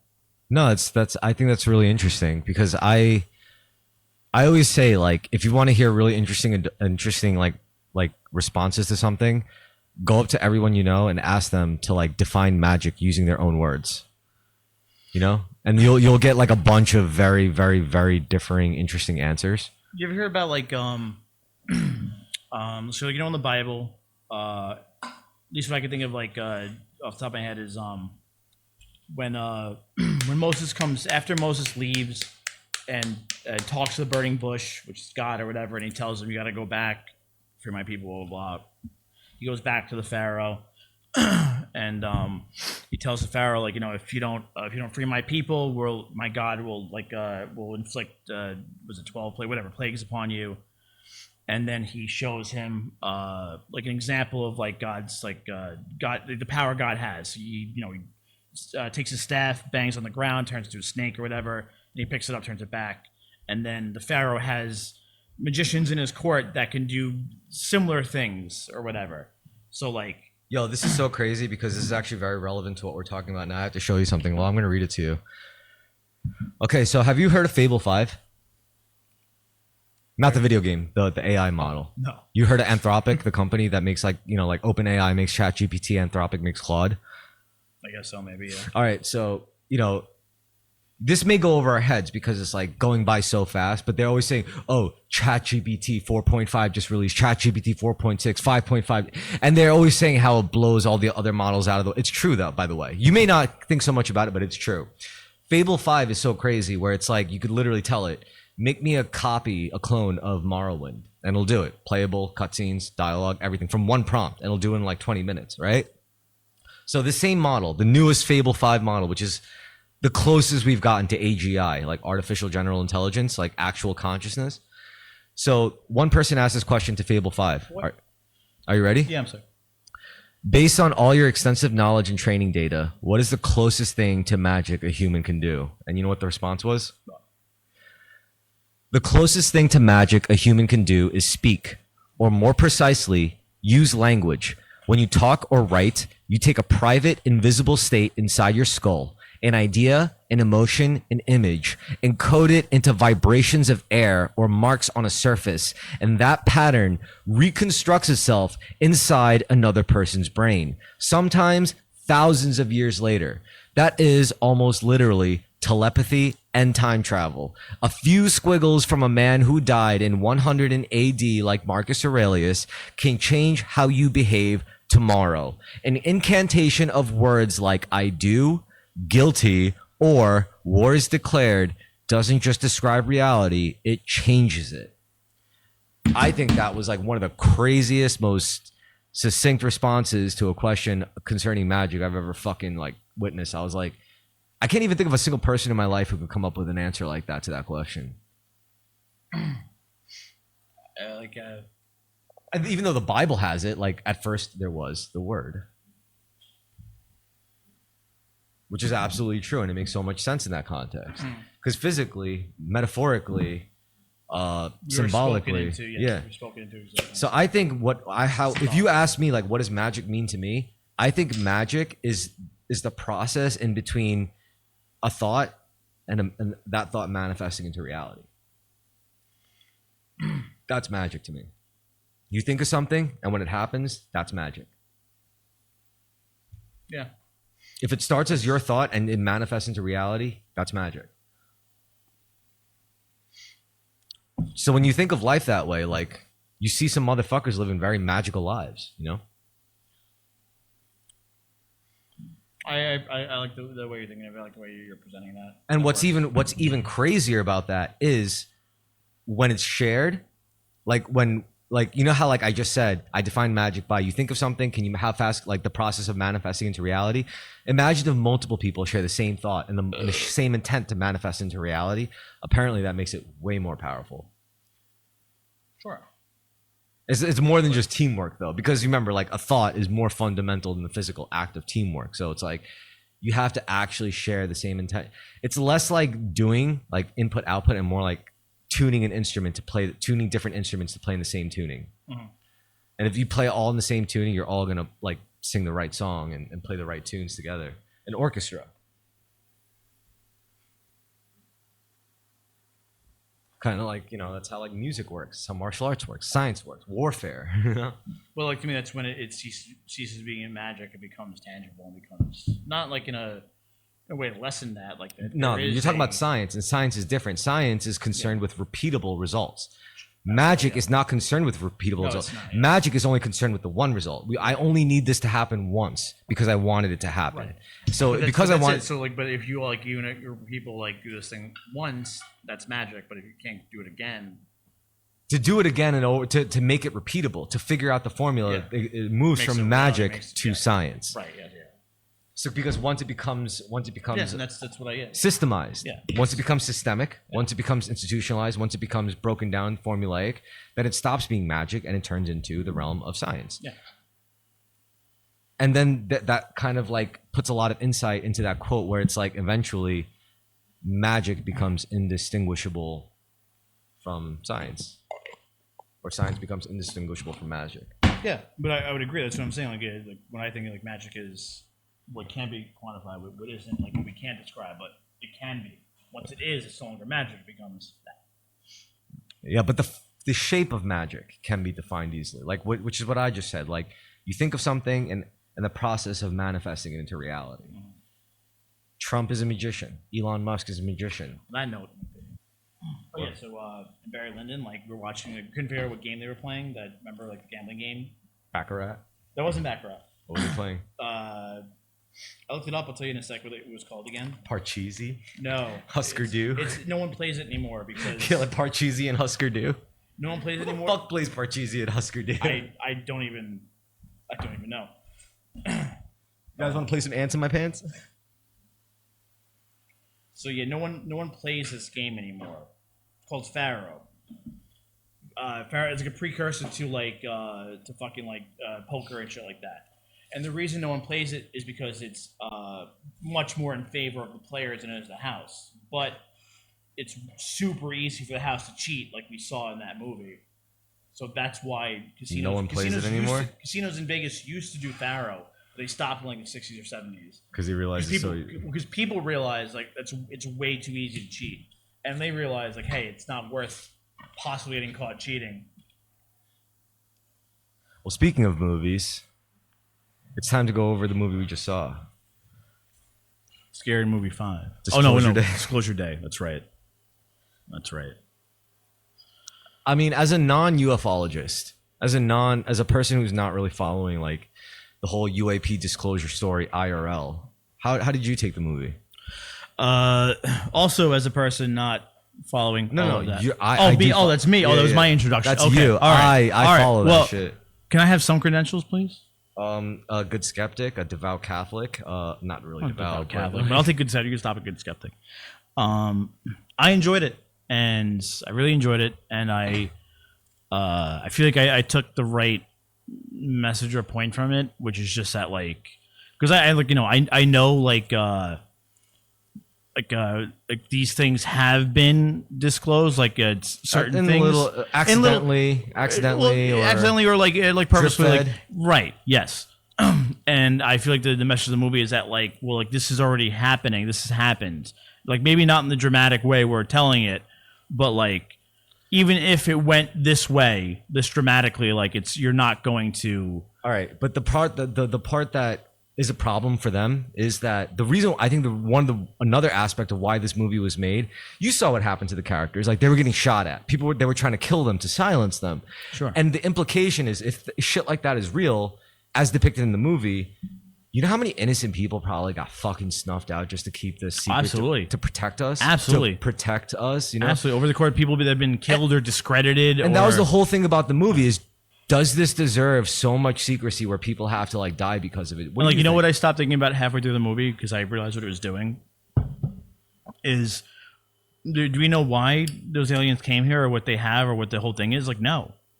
Neither do they. That's the problem. I know exactly. Neither do the people covering up. They don't know either. Right. That's the problem. They're just covering it up. That's the problem. They don't know either. Yeah. They don't know. They really don't know. Which is genius. And that's why they're willing to tell us because after all these years of cover-ups, they still don't fucking know. Right. That's why they leaked us to the private sector. That's why they gave it to like Lockheed Martin and Northrop. And that's why when people like the fact that certain things have been leaked and people go, it doesn't really matter. Who cares? No one's going to figure it out. If we're going to figure it out, they can't figure it out. Yeah. But maybe they can. And it's gotten to that desperation point.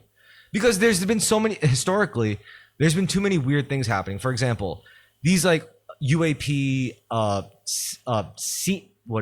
sightings happen a lot in like nuclear facilities. And apparently when they show up, like all their nuclear weapons just become inert. You heard of that, right? Heard that, yeah. But like, there's the fact that like, a lot of like UFO footage comes from people in the Air Force. I don't think it's aliens. Like I think when those situations, that's like weapons. I think that's like some kind of reverse engineered. There's also a lot of like there is a lot of secrecy between different organizations within the government, like that they don't stovetopping, and now it's but that secrecy has gotten so out of hand where it's now just beyond like keeping things secret. We're not protecting yet. But like now it's like the government doesn't know. Now it's like there's no congressional oversight. Right. Senate, literally, the senators don't want to know. The senators know there's something going on, but you like if you try to it's way above their pay grade. If you try to brief a senator on it, they're like, you got to shut the fuck up right now. And if you say another word, I'll fucking bury you. Yeah. Same thing is like even in the CIA, shit that has nothing to do with stuff like this. If you try to tell your boss about something with your job, they're like, shut the fuck up right now before I kill you. Like who, like you know? just because someone's in a place of power doesn't mean like you go like, hey, they're literally gonna tell you, they're like, you better stop talking before I fucking put a bullet in you because like you're signing both of our death warrants. You know, it goes that deep. Like who, like wouldn't you think like, honestly like if like you could technically go to someone running for Congress, your local congressman, be like, hey man, I don't know about this. Can you like look into that? And I'd be like, sure, why not? They could run and like win on that, but like it doesn't work that way. But the problem is these secrecy programs are not sustainable because there's eventually people that are going to be a part of it that are eventually going to feel a type of way. Because if you're employing, I also feel like it is. I think that's the biggest problem with this whole secrecy is because it's run by humans. If it's run by humans, there's always going to be leaks. If there's going to be leaks, you gotta kill people. You have to make people disappear. You have to discredit people. You have to make them look crazy. That's the only way to keep the secret. Yeah, absolutely. And it's very easy to make people look crazy and discredit people and kill people. Yes. And it's been happening. I told you about. It's easier to discredit. You heard about the missing scientists and the missing General McCaskill. Sure, yeah. Or like, what's his name? Who's the big famous UFO guy? That there's a bunch. Bob Lazar.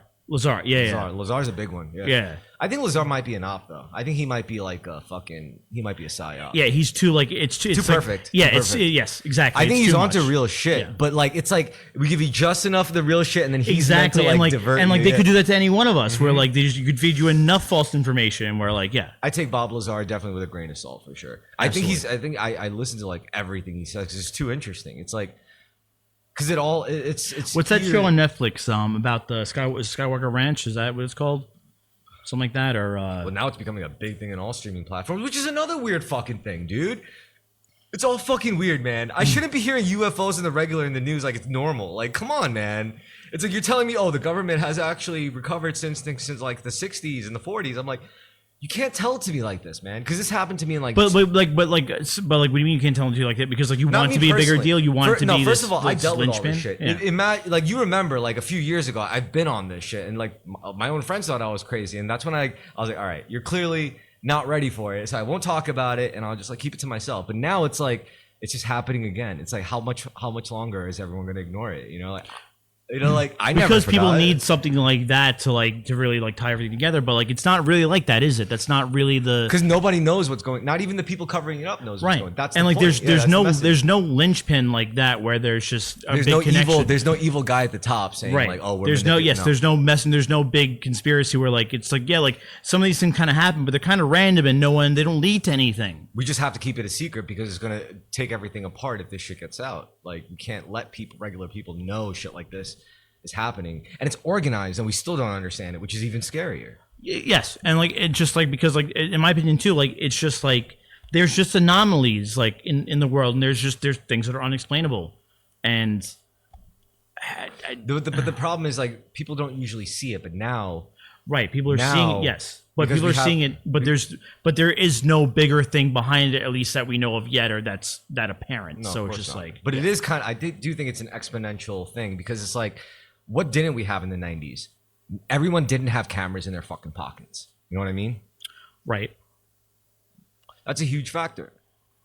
No wonder why we're. But why? But so why is there less things then? Like why isn't it as common? Like what do you mean? I go on the internet and I'll surf a certain like few channels, even on Reddit, 4chan, Twitter, and then I'll see some crazy shit. I'll be like, wow, I can't believe this. I mean, like at times growing up, like you've seen things like in the sky that like look like very. We still grew up in the internet age. It's different for like, for example, our parents' generation. You know how many ufologists looked way crazier back then? That's they were onto real shit. Yeah, absolutely. Like that's the whole point of the X-Files. I think the X-Files is one of the greatest like psyop projects. I gotta watch the X-Files. But like it's that and like there's also like like we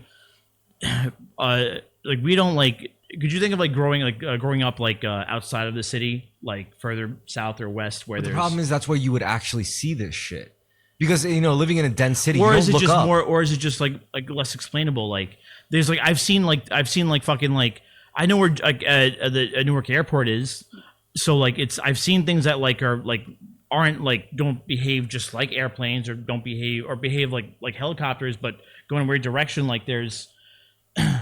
I don't know. I think you would know when you see something truly like that breaks the laws of physics. If it were a craft, you're like, I never, like, it's not possible. But if I did, who's to say it's as close as I think it is to me? And it's not just like guys like me and you. Another problem is like a lot of these people coming forward with the shit they've seen, they're pilots. They're like people who operate heavy, high altitude machinery. These are people who are trained. These are people that are literally reluctant to even talk about the shit they see. Yeah, because it ends. They lose their fucking shit. They lose their job. So it's like, it's like common, like unspoken practice among pilots. Like when they see UFOs, they just don't say it. Mm-hmm. They don't say anything. They don't report it. Let me ask you something. Are you a believer in like paranormal stuff? To what extent? So, like, have you ever seen something that you believe was paranormal apparition or something like that? Yes. Okay. But it's going to be not what you would expect. No, it doesn't matter. So, but I'm saying, like, you saw something that like doesn't behave to the laws of physics as you know it, yes. and seemed like it didn't. Like, okay, yes, right, yes. You've seen that. Yes. But it's not going to be what you think it is. Doesn't have to be, but like, so you think like, do you think I'm not going to believe you? No, I think you're going to believe me 100%, but you're not going to be able to explain it, just like I can't explain it. Right. So, like, in my opinion, there's people who have told me like they've had types of experiences like that, where like I'm not a big believer in like the paranormal. I do believe in like interdimensional type of travel, but I'm not like a ghost person, whatever. For me, spirit it's more person, spiritual miracles than anything else. That's fine, and I am somewhat spiritual, but I also believe that things can happen that like that we can't explain. But like there are things that can happen where like that don't make sense to us or our brains, but your brain, the human brain and the human mind will jump through hoops to try to make something make sense to you. So anytime someone says I saw this or that or whatever, I don't ever not believe them.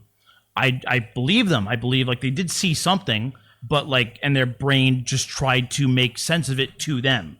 And like, unless I see it, it's just not going to make sense to me because it's just not how that works. To me, I feel personally that I experience paranormal shit every day. And to me, it's because I experience human psychology every day. Let me explain. I've seen shit where I've seen like a horrible addict. This person was heavily addicted to alcohol. Like, if you think you know an alcoholic, this person was like, you're going to be dead in like a year. This person was really bad. Nothing helped them. They tried medicating, they tried therapy, they tried rehab, everything. The only thing that saved them was AA. And the thing that differentiates AA than like actual like, you know, medical, clinical, materialist treatments would be the fact that it incorporates a spiritual nature. It incorporates a higher power. And that to me is a miracle. If medication couldn't fix your disease, it's a real disease. If medication couldn't fix it, if therapy couldn't fix it, if fucking rehabilitation, if imprisonment, if surgery couldn't fix it, and yet this 12-step process thing, it doesn't always have to be in this shape. It doesn't have to be called AA or 12 okay, step. but that's not what I was getting at. Like, but to me, that is paranormal. Okay, all right, that's fine, but like, that's not like to prove my point. Like, how do you explain? You tell me then. How do you explain that? Well, no, that's completely different. That's not what I was getting at. So, like, what I was trying to get at was, like, when people say they see things like in the sky, whatever. That's far more explainable than what I'm talking about.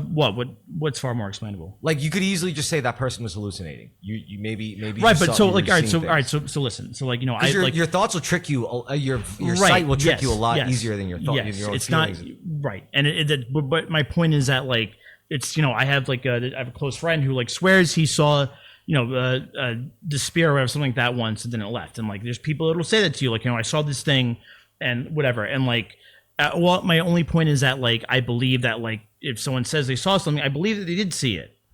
I'm like, it's the way like you believe you see something behind like that. Like, it's your brain will do that for you. Your brain will, like, there are things that will like, that'll happen that you'll see where like, you just can't make sense of it, but your brain will find a way to try to make it tangible, make it have it make sense. You know something fucked up? What? That stuff actually isn't paranormal to me. Like, if I saw like an alien in front of me, I would say that's not paranormal, because I know the universe is a very big place. See, like, the thing, I say paranormal because like, when people like, because I believe like in crossing the dimension. So if I think aliens are real, then if I see a person like hovering, like, I'd be like, is there an alien around or something? Like, well, see, that's how I would perceive it. Like, it's interdimensional. But I think maybe we're evolving. I think humans are evolving to be able to perceive things like this, like to a greater extent. It's impossible. We can't. We can only perceive a sliver. We cannot. Think about it this way. We used to see weird shit like 1,000 years ago. Be like, oh, there's a demon around. We got to kill this person. Whereas now we see weird shit like, we got to study this. That's what I'm saying. I think we're evolving. Yeah. I think we're getting better. But that's what I'm saying. I'm agreeing to. Like, it's just because like you see things one way. Like, a lot of people, like, I feel like put it towards paranormal. Where, like, it's your emotions, is being able to silence and being able to spot the patterns. Like, can we recreate this? Yeah. Like, how do we recreate this? What are the conditions that cause this? You know, that's what we decide to look at. And whereas before we were like, how do we make this stop? You know, like, right. How do we make the different things stop so the same can come back and make us feel good again? And I've had people like, you know, tell me the argument like against me is that like, oh, you're not open to things like that. It's like, no, it's like, I'm not open to like, you know, my bad feelings or loss being manifested in spirits like that. I'm not open to that, because that's not what I think that is. But like, I am like, it's, if something like that happened, like, it's I'm really skeptical about things like sleep paralysis. What do you mean? I experienced sleep paralysis. I never experienced sleep paralysis ever. Really? Yeah. It's fucking terrifying. No. I also have some pretty controversial. You want to talk about sleep paralysis? I mean, I have some very spicy thoughts about like psychosomatic disorders like that. I also believe like autism probably isn't. Oh, it is psychosomatic. I don't even really believe in autism. I believe in Asperger's. Well, Asperger's. Asperger's is a very real, observable thing, but autism is like fucked up. You know? It's a fucked up diagnosis. I think it's more clinically fucked up than like actually like reality fucked up. You know, I don't think people are definitely overdiagnosed, in my opinion. No, because it's overdiagnosed, because it is by nature a diagnosis. Remember earlier when I said like, oh, like I like like if I'm in a store and like with clothes, like I like just have the need to like feel a material. Yeah. Like someone would say like, oh, you're autistic because like you have a touch I think thing like that. The symptoms are way more real than the diagnosis. You know what I mean? Yeah. So do I. But like, and like I feel like people do overdiagnose that. But what were you saying before that? Sleep paralysis. Sleep paralysis is totally psychosomatic. Then what isn't? You know, like.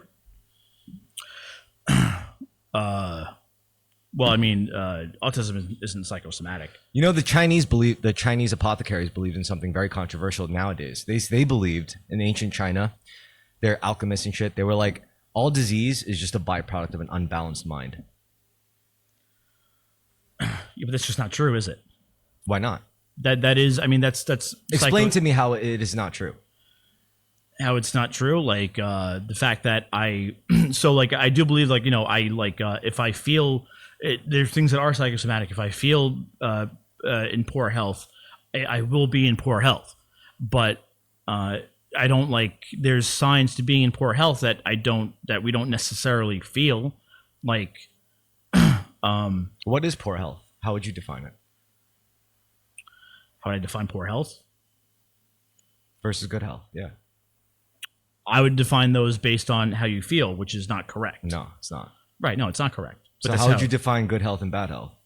Me, I base it off feelings. So you know what I think? Because I can't quantify without like. I think you can quantify good health and bad health. I think on my own I can't. I think well, not on my own either. I think good health is not quantified like good or bad, like so state 1 versus state 0. I think it's quantified by balance. It's like if you have too much of one thing versus not enough of the other, sure, you're unhealthy. Yeah. If you have too much of that thing, so, and you overcompensate, then you're unhealthy. Yeah. You got to have a balance of things. That's what good health means. That's what good constitution means. It's like trying to shore up defenses for your fortress. If all your defenses are on the north wall and your south wall gets exposed, then you're going to get sick on the south wall. Yeah. I think it's about balance. I would agree it is about balance, but to me, like it's also like less quantifiable because like I can't like there's like things in your body that can be trending in a bad direction. And you feel like you're not in control of it, you mean? No, it's just that you won't notice it or feel it until it gets to a certain point. Like you can't pick up on telltale like signs of things. But you can predict it happening long before it happens. So like for example, like with my liver thing, whatever, right? Like I could for example, like I know I'm going to get lung cancer, or I know I'm going to get gum disease. Necessarily. Yeah, I am, because I as long as I could keep smoking, and I know what's going to happen to me because I know I smoke and I know I like it and I know it's worth it to me because it's my telomeres. Yeah, but I mean, like, but you can get lung cancer. Not. I also know there's a good chance of me getting like my jugular cut by accident in a sword accident. You know, like. Like what I'm like for me, like I said, like if I could use the example, you can control a lot more of your health than you think, you know. No, you can. I'm not saying you can't. I'm just saying. Well, you do without realizing it. I'm just saying, like for example, with like like with my the thing with my liver, like it's I don't feel like my liver is in a bad place, and it's not in a bad place. It's trending towards a bad place, but it's not something that would be apparent to me until like it's late in the game. Well, the question, if your liver's a concern, then the question is, what could you possibly do in your life that's bad for your liver in the first place? Well, no, I know why it has gotten there. Okay, but I'm just saying. But to me, in my opinion, I could be doing this just fine. Like I could be balancing it the right way because I don't feel. Are you balanced though? According to blood tests and things like that, like no. And so like then get balanced.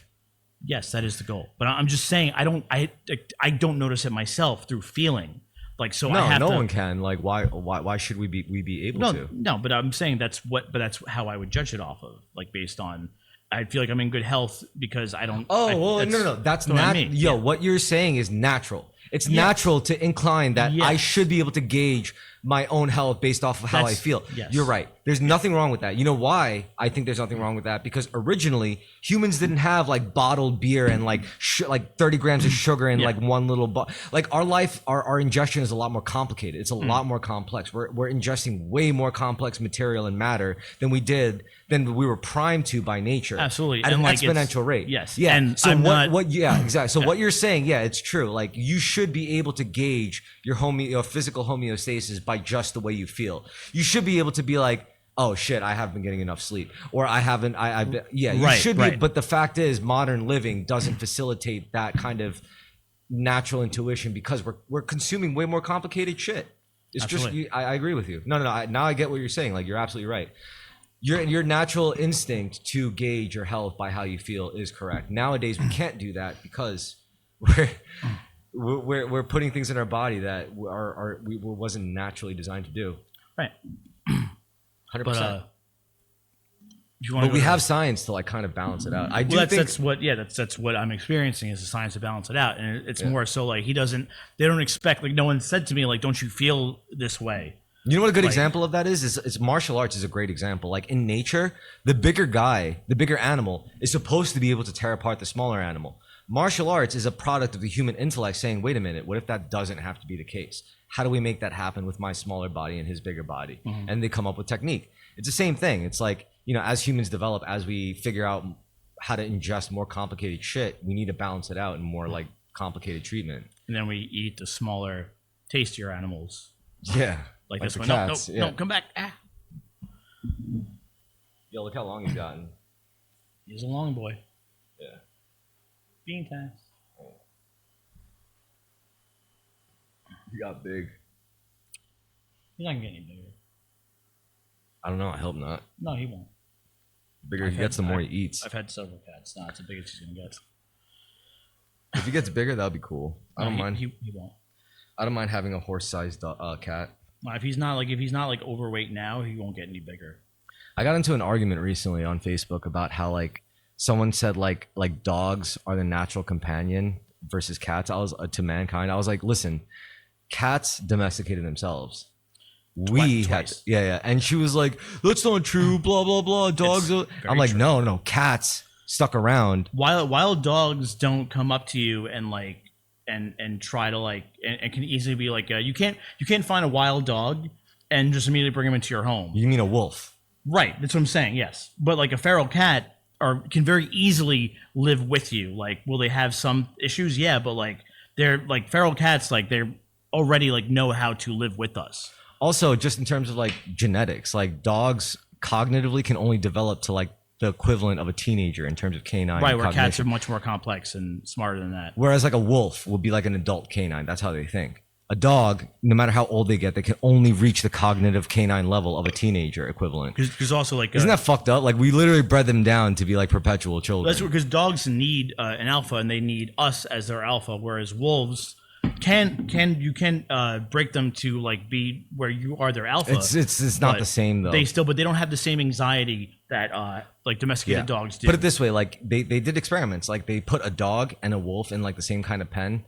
And like a dog eventually gave up trying to the wild dog, like the stray dog, because their ancestors were still domesticated. It eventually gave up, and it like looked to humans like, "Can you please let me out?" Whereas the wolf just kept going and going. It even almost injured itself trying to like get out. What that tells you is that wolves just by nature have more agency, and dogs had that agency bred out of them. Right. So I argued in the Facebook post. I was like, if you want to know what the future of humanity and dogs looks won't like, live very long eating raw meat the way like a wolf can. Maybe not. I don't know. Because Because wolves starve out. But I was like, if you want to know what the future of humanity looks like, just compare a pug to an adult Canis lupus. It's terrible. It's true though. Yeah. And pugs are like the pinnacle of canine evolution. They don't have to do shit. They literally get food handed to them. Yeah, they don't have to but hunt. They die at like when they're like they die from that kidney disease very early. They die when they're like 11. That's because we fix them. Well, no, it's not because we fix them. It's because we bred. Fixing them pugs does to be pugs. Fixing dogs does kind of take away a lot of their lifespan. We bred pugs to be pugs. We also bred and I was also saying how like we didn't have to do anything to cats, and they naturally like synthesized their way of life. They just like cats came up to us and like started eating like wild mice or whatever. Do you know why? I think it's because stuff like that. I think it's because wherever humans went, vermin congregated. And that's where cats came. And then cats took care of that vermin, and we had a basic understanding. Like, you know what? Like you help us with our diseases. Like, and the cats are like, you help us not starve to death. And that's why I like. I mean, I like cats and dogs, but cats are truly. I like cats more because like they don't. It's not like they don't need me necessarily, but like they're not up my ass, and like I like that. Like my favorite lore is with cats. What? Like long ago, before like recorded history, in ancient, like before the flood, like civilization was super advanced, and it got so advanced that they were doing shit like inventing new animals. Right. Yeah. And they invented one of these because like they were like, we just need a great animal that just. And then we stopped settling and started hunter gathering again. And no. I think right around the time they were fucking around with that kind of genetic, they were like super advanced, like Atlantis, basically, right? Right. So before the flood, yeah. But I'm saying. But then when they were doing that shit, they weren't supposed to be doing it, and then God or whatever entity, maybe I call it the admin. We hadn't domesticated cows at that point. You're saying we hadn't domesticated animals yet, other animals. No, I'm talking about before then. But I'm saying we hadn't done that because we didn't understand that's what we were doing. Like with cats, where like, is that what you're saying? I'm saying cats were a byproduct of an age before we could ever comprehend. Like cats are a byproduct of like the Atlantean age. Right, but it's a byproduct of us like settling down for the first time and building a society and not hunting and gathering. No. They were a product of an experiment from like Atlantean eras. Then they got washed out, and the cats were like they were still around as like, you know, like humans had to restart. You know, like so then we went again and started settling down, and then the cats came around. Around and like they already knew the game. Yeah, because they were like one of the few living things to still survive the flood. Yeah. You know. That's the whole like there's a whole thing about how cats domesticated themselves twice. Yeah. And where opposed to other animals. And there's even mythology in Egypt how like apparently dragons used to exist, and like the last dragon hid the souls of its children into cats, into a cat form. So it's like that's why cats could be like very lizard like and dragon like. You know, their eyes get a little slitty like lizards. They have a lot of personality. And they're very strange. Like, did you know that cats, their reflexes are so good?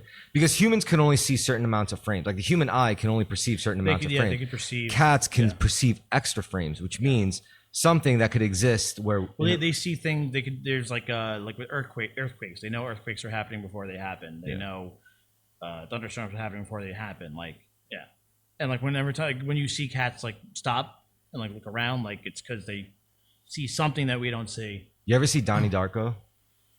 Not since I was like 13, and like I should rewatch it because that's not enough.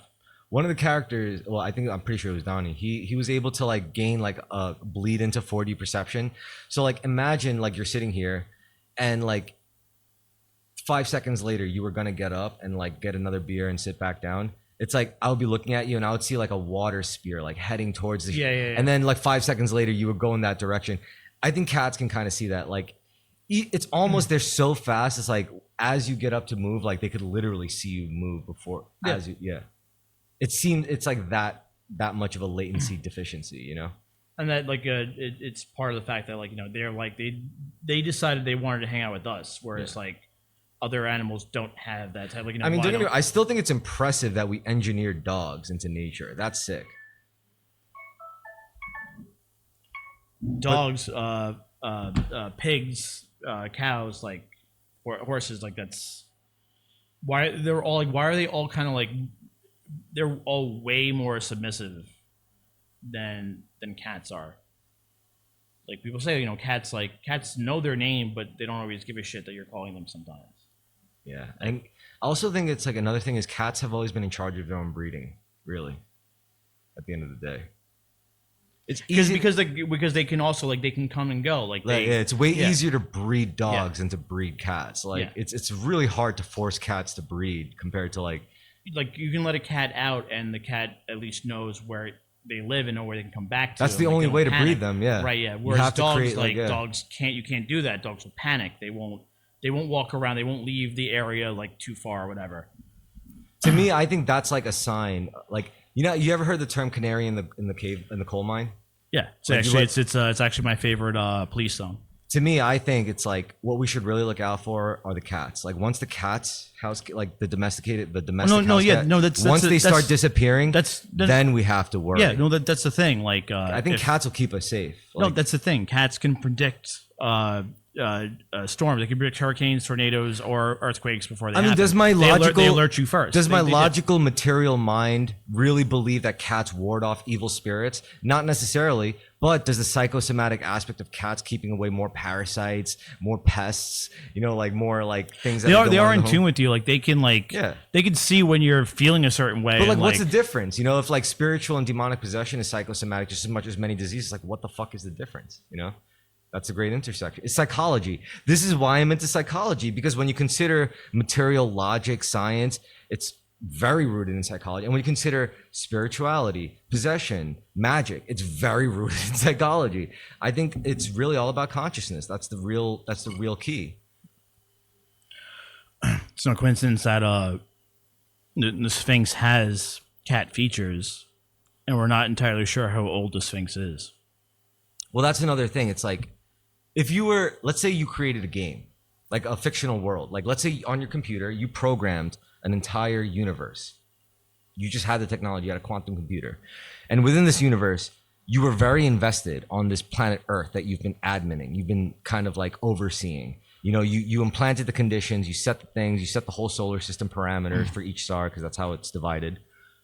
And then suddenly you see these motherfuckers in your virtual world, like creating their own life, you know, like genetically splicing and making like animal type people, like chimeras and shit. Like, what would you do? Would you let it rock? Or would you eventually be like, you guys just kind of ruined the game? Maybe I'm just going to have to hit the little reset as your admin, you know? Is it cats?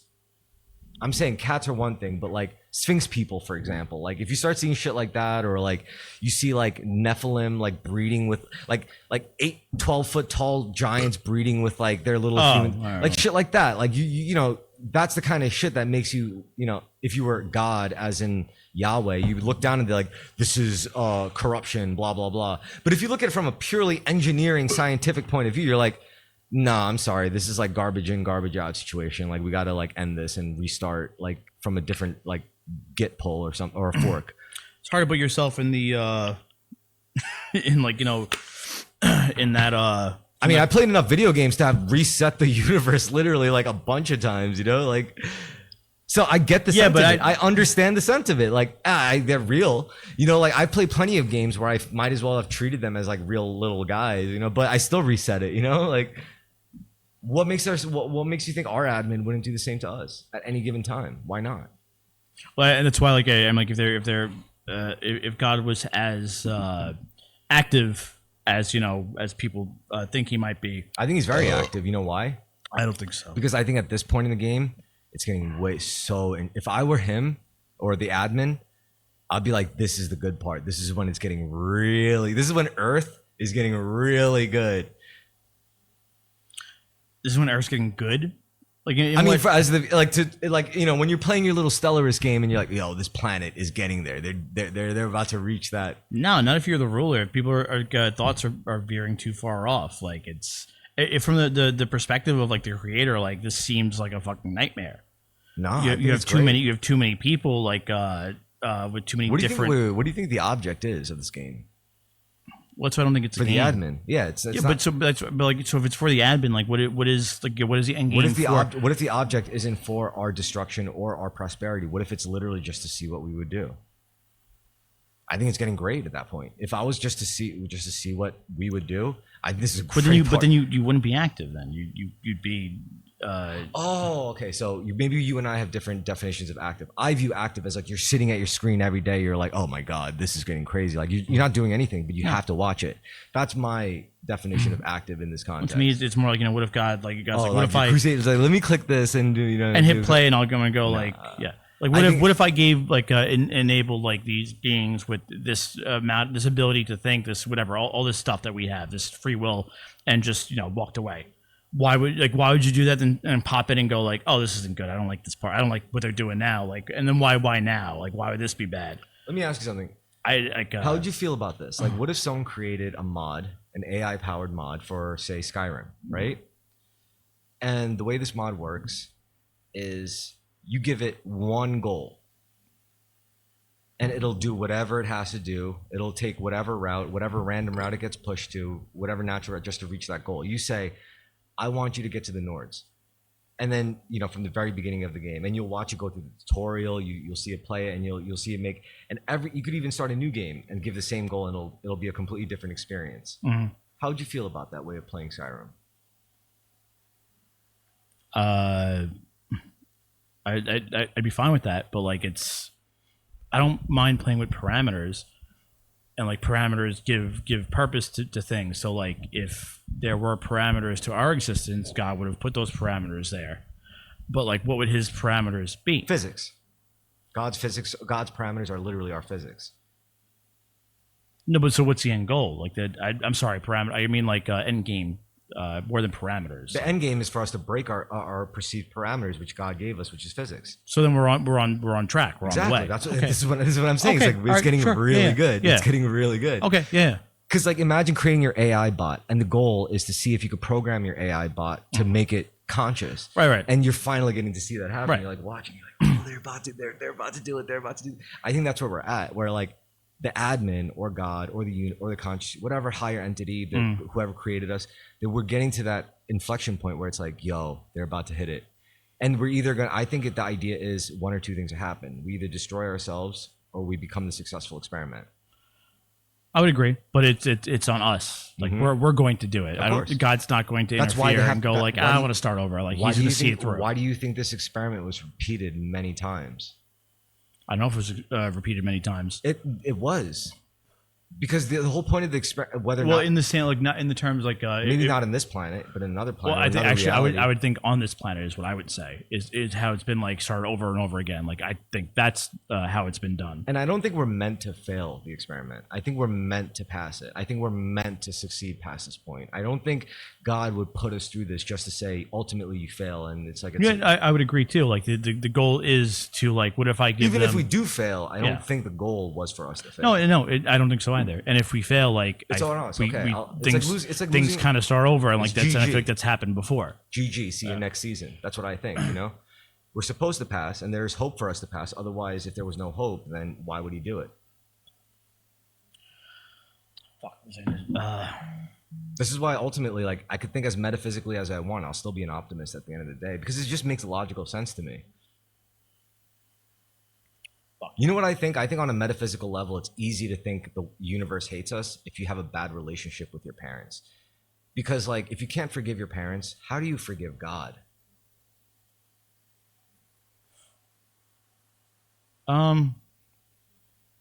It's very hard to forgive God if you can't even forgive your own parents, you know? Oh, 100%, yeah. That's what I'm saying. Because, like, you see a lot of people who are like militantly atheist or like who hate like religious people or hate spirituality. Yeah, you can't. And you see a compromise in them. It's like, tell me, what was your relationship like with your parents? They're like, oh, they were super religious and I hated them. Or they put me in religion. But that's what I don't like about religion, where like, you know, it's like, you know, God, like your God cares about you, can talk to God or whatever. God doesn't do anything by accident. Like, I don't like that stuff because it's not, it's because like it's not that like, you know, God could very well have made all of us. Can I point something out though to you? Sure. I agree with every point you made in criticism of religion. Like nothing you said in criticism of religion really like spoke to me as like untrue. What I want to ask you is this: have you ever noticed that anyone who just blatantly like one-sidedly says all religion is bad, spirituality is bullshit, all of those people, have you noticed they all have some kind of compromise? If you really observe them, they have some kind of compromise in their life. I mean, well, yeah, like it's people that I'm not talking about people who are skeptics. You know, it's fair to be a skeptic, whether you're religious or not. It's okay. I'm just saying the people who are outright against it, like the people who are militantly atheists. Like, I hate religious people. Why? Why do you hate them? Like, it's one thing to not agree with them, but why do you hate? There are people like that. You know? Sure. It's like, because you have any idea how much damage they do? Do you have any idea? It's like, of course, but do you have any idea how much damage like atheists do and cold, logical people do? Sure. Like, because there are people who like who experience that and grew up that way and feel like, you know, something was robbed from them or taken from them. Like I don't even really identify as a religious person or even really a spiritualist, but. It did a lot for me to just think about it, you know, and to respect it. Like exactly, like, you know, to me it helps, like, you know, knowing, like, growing up with it. But to me, that's enough to make it true in my eyes. You know what I mean? Like that's enough to make if it's enough to like improve the way I react to people and to like make better outcomes consciously. That is a holy experience. That's a holy, sacred thing. But to me too, it's not like, you know, it's like the belief system itself like isn't what's wrong or bad by any means. I don't know. They could be. Some of them could be a little fine-tuned. Like some of them are a little choppy. You know, like an engine that isn't tuned right. Like Judaism, you know, with their whole like where the chosen people thing, that's got to go. The Islam also has their own problems with, you know, their perspectives on women. Christianity has a shitload of fucking problems with the contending about the fact that they're all gay because a lot of it's political and they're gay as fuck. Who's gay? Oh, the priests. A lot of Christians are gay and they don't know how to deal with that. Sister. Yeah, well, because my uncle didn't fucking. You forgot to tell me that coconut passed. You forgot to tell me my own cat died. I get it, because it's like because my dad like because when the other cat passed her sister, he There's told no me. good time for bad news. Exactly, but like I'm not, and like I understand like there's people like that, like where you don't want to hit them up out of nowhere with bad news, stuff like that. They don't take it the proper way, but like I'm not the type of person. So like, What do you mean? You're not the type of person. What? Where like You overreact. yeah, I don't overreact, and I don't shoot the messenger. Like I think want to know. I don't think either of us are like that, to be honest. No, we're not. Like I'm a very straightforward person. Like just tell me something when it happens. Like I Actually, you know how I know I don't overreact is because like I get like I sustain way too many like injuries like in the heat of battle and I never get mad. Meanwhile, like I've seen like my seniors, like my teachers get like really upset like when they got hit. I was like, that's interesting. Why don't I take it so personally? And I think it was because like I got smacked around by my dad when I was like way too young. So I'm like, you think that's bad? Man, you should see how my fucking dad would hit you, man. like if I could handle that, like this shit ain't nothing, you know? Yeah, like exactly. I think that's really what it is for me. Even my own teacher, like he's hit me harder than I hit my newbies. So I'm like, if you guys think this is bad, man, fuck. That's why none of my seniors ever got mad at me because like they knew I wasn't as strong as my teacher. Like no one's as strong as my teacher. He's too fucking crazy. I mean, I always say my goal is to beat him, but I'm like, a part of me is also afraid of the day that actually happens. Like a part of me hopes that never happens, that day never comes. Because I like the way things are now, just to have like an impossible goal. So I hope I never have an impossible goal, or to have someone to fall back on, or something to fall back on. Like, wait, what? Is it like to have an impossible goal, or to have something to fall back on, or like a higher thing? Yeah, exactly. I think that it's like a blend of both. You know, it's like the impossible goal is like very egotistically satisfying if you accomplish it, but at the same time, it like puts you in a position where it's like now it's all you, man. You're the top dog. What are you gonna do about it? See, that's what I mean, like it's more like I'm kind of excited by that. Like I like not just with martial arts, but with anything where it's like, all right, you earned it. You got the podium. What the fuck do you have to say? Because I've seen plenty of people who earned that spot and had nothing to say after. Yeah. And I'm like, man, I got some shit to say. You know, like that's all I know. If I ever reach the podium, I got some fucking shit. I got some words. I got some words for the world. And they're not bad words, not harsh words. No, all I have to say to the world is be grateful. That's it. Just be thankful for every day, and things will turn out all right. You don't have to be alive. You just want to be. God bless. And, you know how I love the people who get pissed off. It's like, why do all these athletes always say, I just want to thank God. Oh, through God, all things are possible. It's like, what am I to say? I want to thank my eugenist parents. Dude, I look at them and I'm like, doesn't that tell you something though? Doesn't it tell you something that all the top athletes like have to thank God? Like, don't you see a pattern there? Like, don't you understand? Do you not see like a source of like immense power when engaged with sincerely and an open heart? But also, I mean, it also sounds bad if like I want to thank myself and like. I think God will only bless you. God will only bless you if you truly believe. I truly believe. I believe in God. I mean, yeah, that too. I thank God every single day. You know how I know? Because I journal every single day. I know. Yeah. If you look at all my journal entries, they say, I do it in parts, and the emotional part is I feel thankful.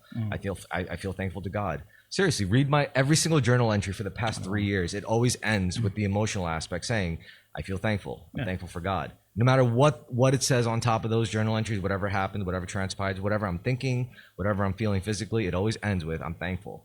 This is how I know I'm always thankful to God, because like it's not a chore for me to do that. You know, like in fact, it's like I wake up groggy. I'm like, oh my God. I take a shower. I do like last night's dishes. I make my coffee. And it's like before I even like log into my work Gmail account, I just like pulled my journal. I do my fucking. What did I do last night right before I went to sleep? Oh, that's right. Thank God. All right, good. And then it's like, it's first part is what's new, like current events. Second part is how my body's feeling. Third part is mental. And the last part is emotional. And that's where I always say, like, I feel thankful. I feel thankful for this day. It's like kind of my own version of prayer, I think. I would say so, yeah. But it's like way more potent because like, I can read back. It's like, it's not like that's a prayer. How, like, that's why I never liked, that's what like threw me off when I was younger with like the idea of prayer. Yeah. It's just like, why, like, if God, like, can't hear me all the time, whatever, like, why do I have to, like, go out of me and like do this thing and like chant this thing you fucking taught me to chant? Like, why does that matter? Like, no, if but, God, but like, if God knows I am thankful and like I think of him and stuff like that, like he knows that it's not necessary. This is why this is also like really fucked up for my learning, because like people have like recommended me so much shit, like Carl Jung, the Bible, a lot of Buddhist texts. But the thing is, like, I'm afraid to read it because I came upon this shit naturally. Like I wasn't really studying on a spiritual path or anything. Like it just I figured it out, and I'm afraid if I start getting into this shit, it's gonna take the tint of that. Absolutely, you'll start doing it for a different reason. And I don't want that. Like I like the way it is now. So you know there's that it's an old story about the man on the beach where like there's this guy on the beach and like he walks on the beach and he walks on the beach and like God comes to him. He's like, my son, like make sure to give thanks. I've been here for you. And he's like, oh, you're talking about it. He's like, he looks back and he's like, there's only one set of footprints on the beach. Those are my footprints. Like I got myself here. You didn't do shit for me. And then Jesus is like, no, my son, like that's my footprints when I carried you through the hard times in your life. Like, don't like that type of thing where it's just like, always like be mindful that like it's even when things are like tough, like it doesn't seem like you got help from Jesus, or like it doesn't seem like you should give thanks, or you don't think like it's worth it. Like, oh, you should always remember to do that anyway. Like because I could also recall parts in my life where like I had to do something hard, and I literally sat down and like I'm done. I don't give a fuck. Like whoever I was with, I was like, I don't give a fuck what you tell me. I'm not getting up from this fucking spot. I'm done, dude. You could go, you go whatever. And then we would sit in silence for like 30 minutes. I would smoke like a bunch of cigarettes, and he's like, all right, you ready to go? And I'd be like, yep. And I think at that moment, it wasn't me. I don't think the person who said yup and got up, I don't think that was me at that point. I think someone else took over. And I think that's an example of when like Jesus says, that's my footsteps. Yeah, like do you remember those? Like guy looks back and he sees two steps and then sets of footprints, and he sees one set of footprints, and he's like, oh, that one set. He's like, that's when things got really hard. You weren't there. And he's like, no, because Chris, like I know what Chris said in that moment. Chris gave up. Yeah. But then when Chris like sat out, and when Chris finally checked out and said, I'm gonna be hands off, then it took over, and whatever it was way more powerful than Chris. That just said, but you even have to argue. To me, though, it's something inside you, something you let in. Like it's still. I also think it's something that you could only let it once this breaks down. Right? Like, yeah. And like martial arts is a good hack for that. Like it'll break that part real quick, especially because you're like it's the only context where you're willingly letting it happen, especially if you're an adult and you go into like a jiu-jitsu gym or an MMA gym or whatever, and you get beaten down constantly, like you're there on your own accord too, so you get addictive really fast, and eventually your ego just cracks, breaks, snaps, and you get something way better in return. And it's like even if you're like the worst fighter in the jiu-jitsu gym, you're still going to be like above average operating in like the workplace, like in an office, or like amongst your like friend group circles or something, because you have an internal locus of control as opposed to an external locus. You have higher agency. You're less afraid of outcomes because you're like, what's the worst this person could do? Punch me in the face, stab me. Oh, well, we all fucking die. We all get hurt. I'm going to get hurt next week. I know that, like who knows what's going to happen. But at least I got myself there or whatever. At least So I was like, why would I be afraid of that? I'm already going to fucking put myself through that. So that's how I feel now ever since I, immersed myself into martial arts. I don't think it's really about like toughness or guile, or seeking violence. I'm just like, I enter situations. And I remember situations where I'll be afraid of like not even violence, but just negative outcomes like conflict. Now I'm like, so what? I know I don't have bad intentions because I don't want bad outcomes for anyone in my life. So what am I afraid of? Like, why shouldn't I fucking put my foot down and like say what I believe? Because I know I'm not doing it for bad reasons. No, and what else could I really do other than that? And like, I know I'm not trying to fuck people over. If I was trying to fuck people over, I'm pretty sure I'll be a lot richer than I was. Same thing. Like if I was trying to fuck people over, I'm pretty sure I'd be doing a lot more well off. Same thing. I can't say neither. Like it doesn't take like that much intelligence to take advantage of people, not at all. So like it's just like you just can't live with yourself afterwards. That's the problem. I think I could never do that. But like it's just like it's annoying about it. It's just like I could do that. That's the kind of people I grew up with as an adult. Like from the ages of 17 to now, professionally, all I've ever worked with were like scumbags, I'm not gonna say, talk about ethnicity, in like regards to it. All I'm saying is, as a New Yorker, you see that, And these people don't do it because they think they're just living life too, No, they're not mustache twirling. They're not mustache twirling supervillains. No, they're doing their. I see it every day. Like they're just doing their fucking best, man. Yeah. Especially because the way they interact with me, I'm doing my best. They see that. So when I like come to them with an issue, they respond quickly, and they're like, you know, he's doing his best. We're doing it.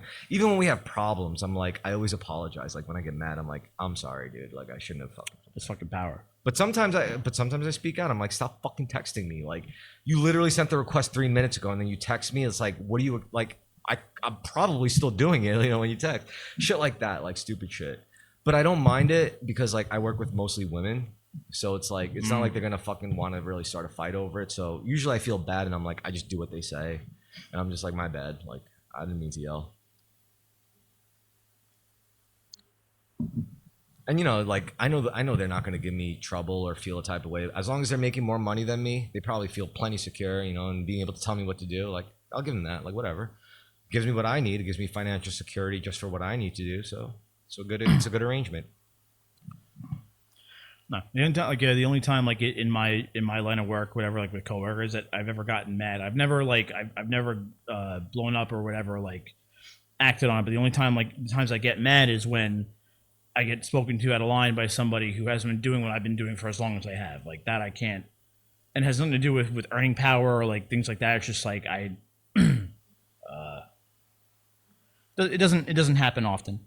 Hasn't happened in a while, but like it's the only thing that ever. I think like shit like that like barely happens to us because like we live in a different age where we don't have to go into an office to work anymore as much, you know. Like that's something my dad to this day still can't really comprehend that. He's still like, "What do you do?" And I'm like, honestly, Dad, I can't fucking tell you, man. No one like, understands what I do. It's because like I couldn't even really explain it. Like really, a lot of my day is just sitting at home, you know, and it's not that it's not valuable. It's just nobody can sit at home the way I sit at home and do this, you know. Like, exactly. Like, yeah. No, like I try. Yeah. Like anyone else tries to sit at home and do this job, they're gonna fuck it up. Only I could sit at home and do this job without fucking it up. Years ago, I tried to train a friend of mine to do what I do, and then we would split it. But like it was like, dude, it's like you have to like.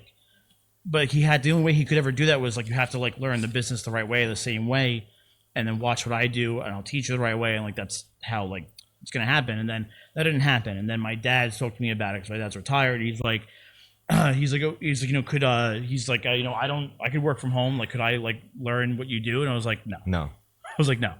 I'm like, you could fucking watch me for months and months, but I'm like, I can't teach you what to do. Like, well, I speak to like, there's people that like that I speak English as like a second language, and I've had people listen to me who speak English as a second language and don't understand what they're saying, but I do because I have a softer ear. Like I'm listening for the right words or whatever, and like I have, you know, it's different. You can't. I mean, it sounds dark, but what you should really be doing is like instead of trying to train people, you should train robots.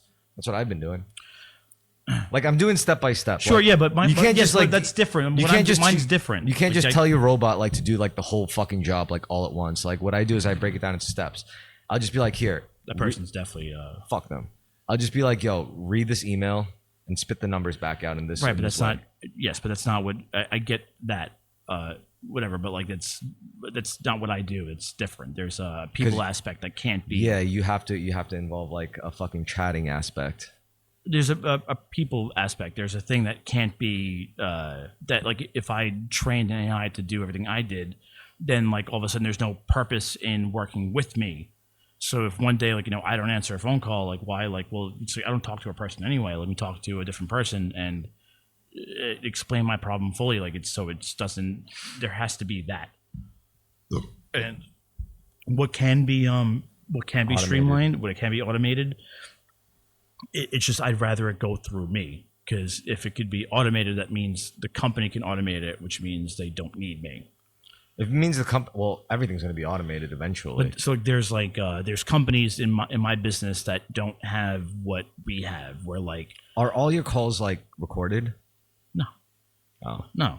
Like anyone that calls me on my work number, I give them my cell phone number. I don't. Yeah, it's not. The worst case scenario, honestly, is another company's going to come up that does what your company does, but better and more automated. They can't. There's companies that. What makes you say that? What makes you say they can't? Because I know, like for instance, there's another company that is in the same business. Brand name distributors. They sell the same merchandise, the same type of customers. Yeah, I know them. I know who built their website. Right. So you know what I'm talking about. I wonder if he got any better at his craft. At building websites? Back end, and he's really good at front end. I know that because that's all I saw when I didn't know anything about websites. But now that I know a thing or two about websites, I like to see his back end architecture. You know what back end is, right? Yeah. Yeah. But it's going on this. So like, for instance, that person with that bigger company is in the same business that I'm in. And their website is better than mine and built better that way. But that relies on them sending information out to customers and them calling in and doing it on their own. So when they tried to hire salespeople, it didn't work out. So they hired a guy that just processes orders. And I spoke to this person about getting them where my company is, and I'm like it's not possible because you have to. I'm like it doesn't work that way. Like you have to hire people and pay them and give them time and let them get used to the business and things like that, and then they have to be paid a commission, and they have to reach out. There has to be a desire to do that. So there's companies that do what I do, but they don't have sales teams like I do, like my company does. That's the biggest difference. Well, because it's a lot cheaper to get your own employees to manage your own clients than for you to have to manage the whole company's clients as a universal book. Because then your own sales guys would be fighting for clients. It might as well have a hired gun model. No, you want a sales team and you want them going after each other. You don't want them to be friendly. That's a drawback with my company that other people would see is we're all very friendly, which isn't good. It's not? No, because it means that we don't go after each other's customers. Oh, which isn't isn't necessarily a bad thing, but you'd rather us be more competitive with each other and trying to outsell each other and try to sell more shit to someone else's customer because it well, do they give you access to everyone else's sales ledgers? Yeah. No, they do? Yeah, me. Yeah. Are you freaking serious? Me, yeah. Yeah. So then why don't you keep can you keep a record of every single one of your coworkers' clients? Yeah, it's all there. I know my coworkers' clients are. And it also shows you when they don't make sales for a while? It shows, yeah. I know when they... So you know when to poach them? Yeah. And they encourage this, okay. Yes. They want you to do this. Right. But in my company, because I've known most of these people for so long, I would wait a while to do something like that. And they do the same vice versa. Whereas when I got there, the rule was if someone doesn't order within 60 days, you can poach them. Who are the greatest competitors? And who are the big competitors? For your company, who's the greatest rival? Within the area, like a Red Hook or whatever. Well, not Red Hook anymore. Probably some Jersey guys, right? Or Long Island guys? There's a few guys. There's Jersey guys. There's... I can't tell you all the company names offhand right now. I would imagine it's Jersey warehousing because Jersey warehousing is a hell of a fucking lot cheaper than New York warehousing. I'd imagine. Yeah, there's just as close. There's Jersey guys, and there's and you know how many hacks there are with small time couriers just to avoid the trucking tolls and shit. Yeah, no, that's the thing. That's how this business works is that and Uber's creeping in now too with fucking. Well, they're just dealing with the transportation because they got trucks now. Right, but they'll charge for transportation. So the Do thing you guys is, use Uber? No, Uber. Yeah. No. Uber we have our own trucking? trucks. No, we have our own trucks. Why would you do that? I mean, what if you wanted to upgrade to self-driving trucks? That can't. Right now, for us, that's not feasible. That's only better for interstate, I guess. If you're actually going out of state. That's different. Yeah, for us, it's not feasible at this point. Yeah. Because you have guys with routes throughout the 5 boroughs, and it's not the same. No, interstate is a whole different game. Because you could pull up to a store, but there could be no parking for an hour while you're there, or they're or the customer's a pain in the ass. It's not how that works. Or they need a lift gate, or it's a whole mess of shit. Yeah, I'm sure. Yeah. But the thing is, with my company, you're like the pushers, the people who make the real money. The suppliers, yeah, they get to sell all of it at once, but the pushers get to make off of each chunk, packet, Well, we're the middleman, but we're legally the distro. So there's a supplier, the distro, and the pushers. You guys are the distro. And people have been well, why don't the manufacturers just deliver? Why do you guys do it? It's because legally they can't. It makes sense because it's not how the game's. Right. It's just like Procter and Gamble. They make Bounty, right? I mean, they could try, but then like they're gonna have a lot of trouble. Like, if I own a grocery store like in on Flatbush, and I call Procter and Gamble and I order 3 cases of Bounty, 2 cases of Tide, like why would they bring that to me? That's not worth their fucking time. That's why we exist. That's more leverage than like unionizing. That's called real leverage. You know, that's like business to business leverage. That's what keeps New York City going. And like why I am so against like Amazon staying out or Walmart, Sam's Club staying out, because they could kill that whole industry, that whole middleman. Actually, this is probably like it should not qualify as advice, but an insight that I'm getting is that if you're an employee, see if you could do that job not as an employee but as like your own business. You know, see if you could isolate that job into like your own business. You know, and if you can, do it. I don't have the I know how the business works, but I don't have it's not structured in a way where the sales reps represent themselves with their own corps and their own like that's not how it works. I get it. No, it's not that. I know the structure of it. I understand. Like I have the clientele. I just don't have the relationship with the buyers. And I don't have the capital. So like I could leave and then buy from my company at a lower price. But then I'm going to cut trouble than it's worth. Right. And then I'm going to I'll have to cut my margins. I can make my margins smaller than theirs, right? But I am then have to eat all the upfront costs. Now I need the warehouse. Now I need to pay the driver. Now I need to pay the guy. Exactly. What you should, but the thing is, if you were your own sales consultation company, then you don't just have to work for them. They could contract you because like you're just worth it, not to have their own like sales employee, but just to contract you because you do better than all their guys. And another company, another wholesaler could also contract you. And that's where you like make big bucks, I think, when everyone's fighting over your services who do the same similar thing. That's why we're all in house. Like any of us could just leave, but then if you leave and decide to run on your own and want to take a bigger, can you leave and still be of value by saying like, yo, listen, just because I'm gone doesn't mean I can't do work for you. You could give me absolutely, because I still have customers, but at the same time they won't take care of you too. Like they have access to my customers, so somebody else will start calling my customers.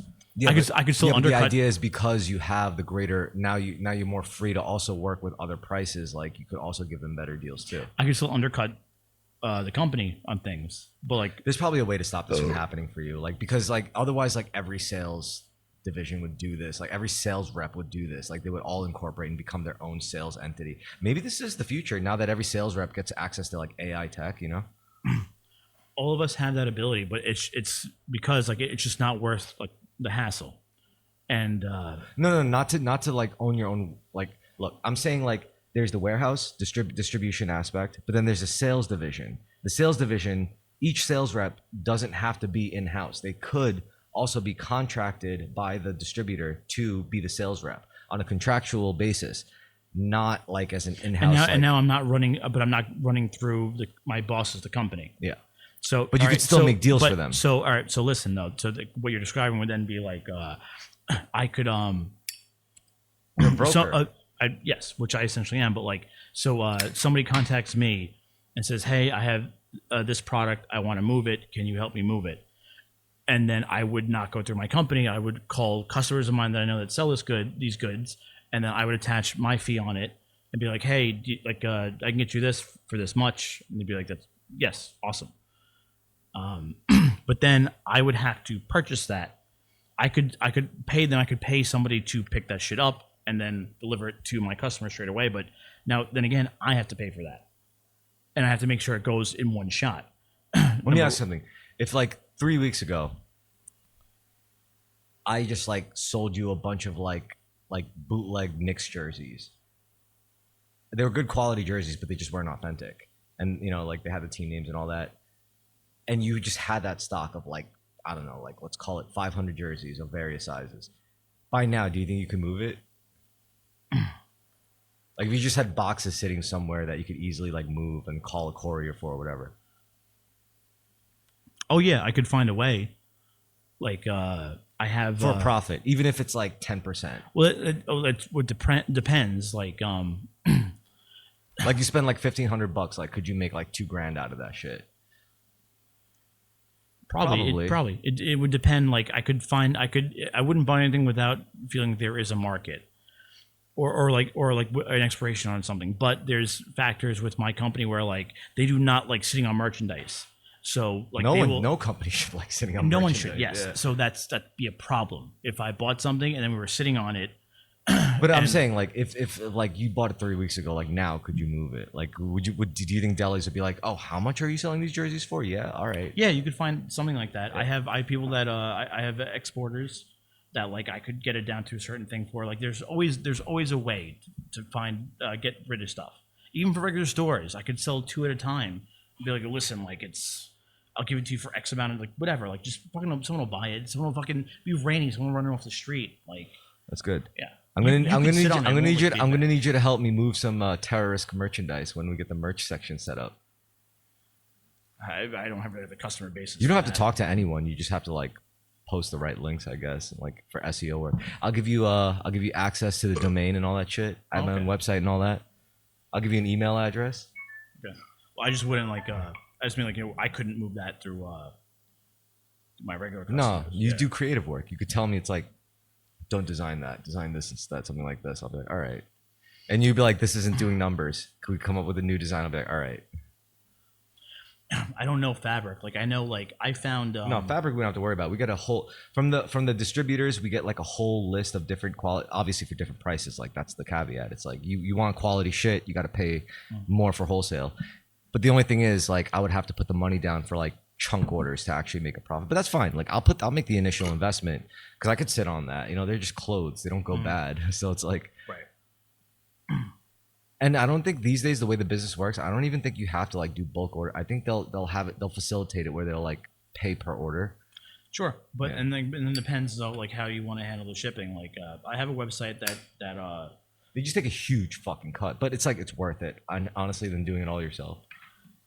See, the thing would be like it's if you bought the shirts, the material, and then had that same company put a logo on it, and then you received it, and now you're sitting on it.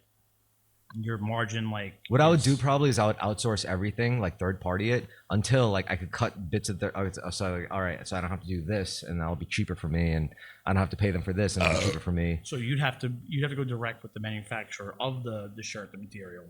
Eventually, I'd have to like make contact with some people that would take a lot of work to get in touch with, but I'll figure it out. I'll find a way. Something like that though, you'd have to sell like a very small store by store, like no, because I have warehouse connections. Like I know people like in the Asian communities who like have access to like Chinese manufacturers and all sorts of shit. Right, but I mean, I'm just talking about like those shirts just have they have zero value. What? Like buying a shirt and slapping the logo on it. Yeah, it does have zero value. Right, yeah. And if you sell it to, if you know people like in the industry that have warehouses. Oh, but that's why you have to rotate designs, because art, which, you know, fashion almost falls under, is like that you could just, if you make something limited enough at the right time, eventually, like it's just gonna make the value go up.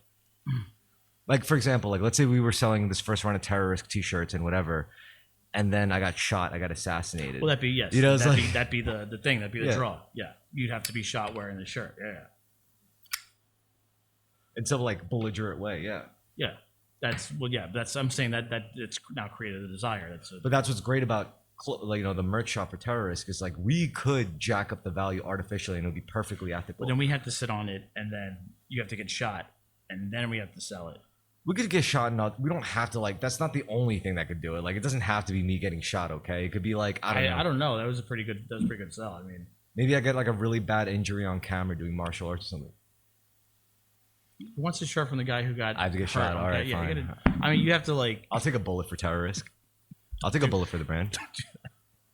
What's the worst that could happen? I die. Oh well. Guess what? Guess what? We all die. We're not going to make that much. It wouldn't be that much money. Maybe I'm not doing it for the money. Why are we doing it? For the story. Story. Yeah, the story. You don't need to worry about money, Chris. You're set. I'm not worried about money. What? I'm not set. Don't say that. What do you mean? Don't say that. you're not rich, but it's like you Don't say things like that. No, we'll talk about that right now. Go on. I'm not set. I don't like that. Go on though. Look, I don't mean set as in like your future is guaranteed. I mean you're set as in you're not fucking like homeless or you have a support fine. network. I don't. You Yeah, have family. I you would have never community. Be, right. Okay. Fine. Yes. I'll never be. All right. I won't be homeless. You know what? Yes. You're right. My standard of set is like a little different, I guess, than most people. You just explained it. That's fine. Yeah. No, Because I'm a grateful person. You know, like I'll be like, if you could count even like one good friend in your life, like you have a lot to be thankful for. You know, that's how I view the world. Because that's what I was taught. My grandma would always be like, at first I thought she was crazy because I had a lot of friends, you know, like, and I argued with her. She was like, if you count even one good friend in your hand, then you will die a lucky person. And I was like, I thought she was ridiculous. But now I'm 34 and I'm like, damn, she knew. Like, she was right. Like, is it the house one? She's talking about me? Definitely not. I don't know. I mean, no, I don't think I ever met her. But I remember I was there once, and you guys were like, she was yelling at you in Korean, and you were yelling something back, and I had no idea what was going on. Yeah, but all I know is like, my family is full of pretty sincere people. Like they don't bullshit. They don't fucking, you know. And it's like they put a lot of effort to say what they mean without like taking the low route of like, you know how I would be like, yo, you're being fucking gay right now. Like they're the type of people that would spend considerable energy to say the same thing, but without sounding so crass, you know? Like in Barry Lyndon. Exactly. Like they put a lot of effort into that. But because I was blessed with like English, I guess I got a lot of hacks around expressing myself. But yeah, so yeah, you're set, you know, like you're not, you know, you have a lot going for you. I'll never be homeless. I'll never be destitute. Yeah. Like I could fail at something. You won't be alone, you know. I could fail at something and still have somewhere to go and like start over. Yes, that much is true. Yeah. I think that's it. What else do you need in life?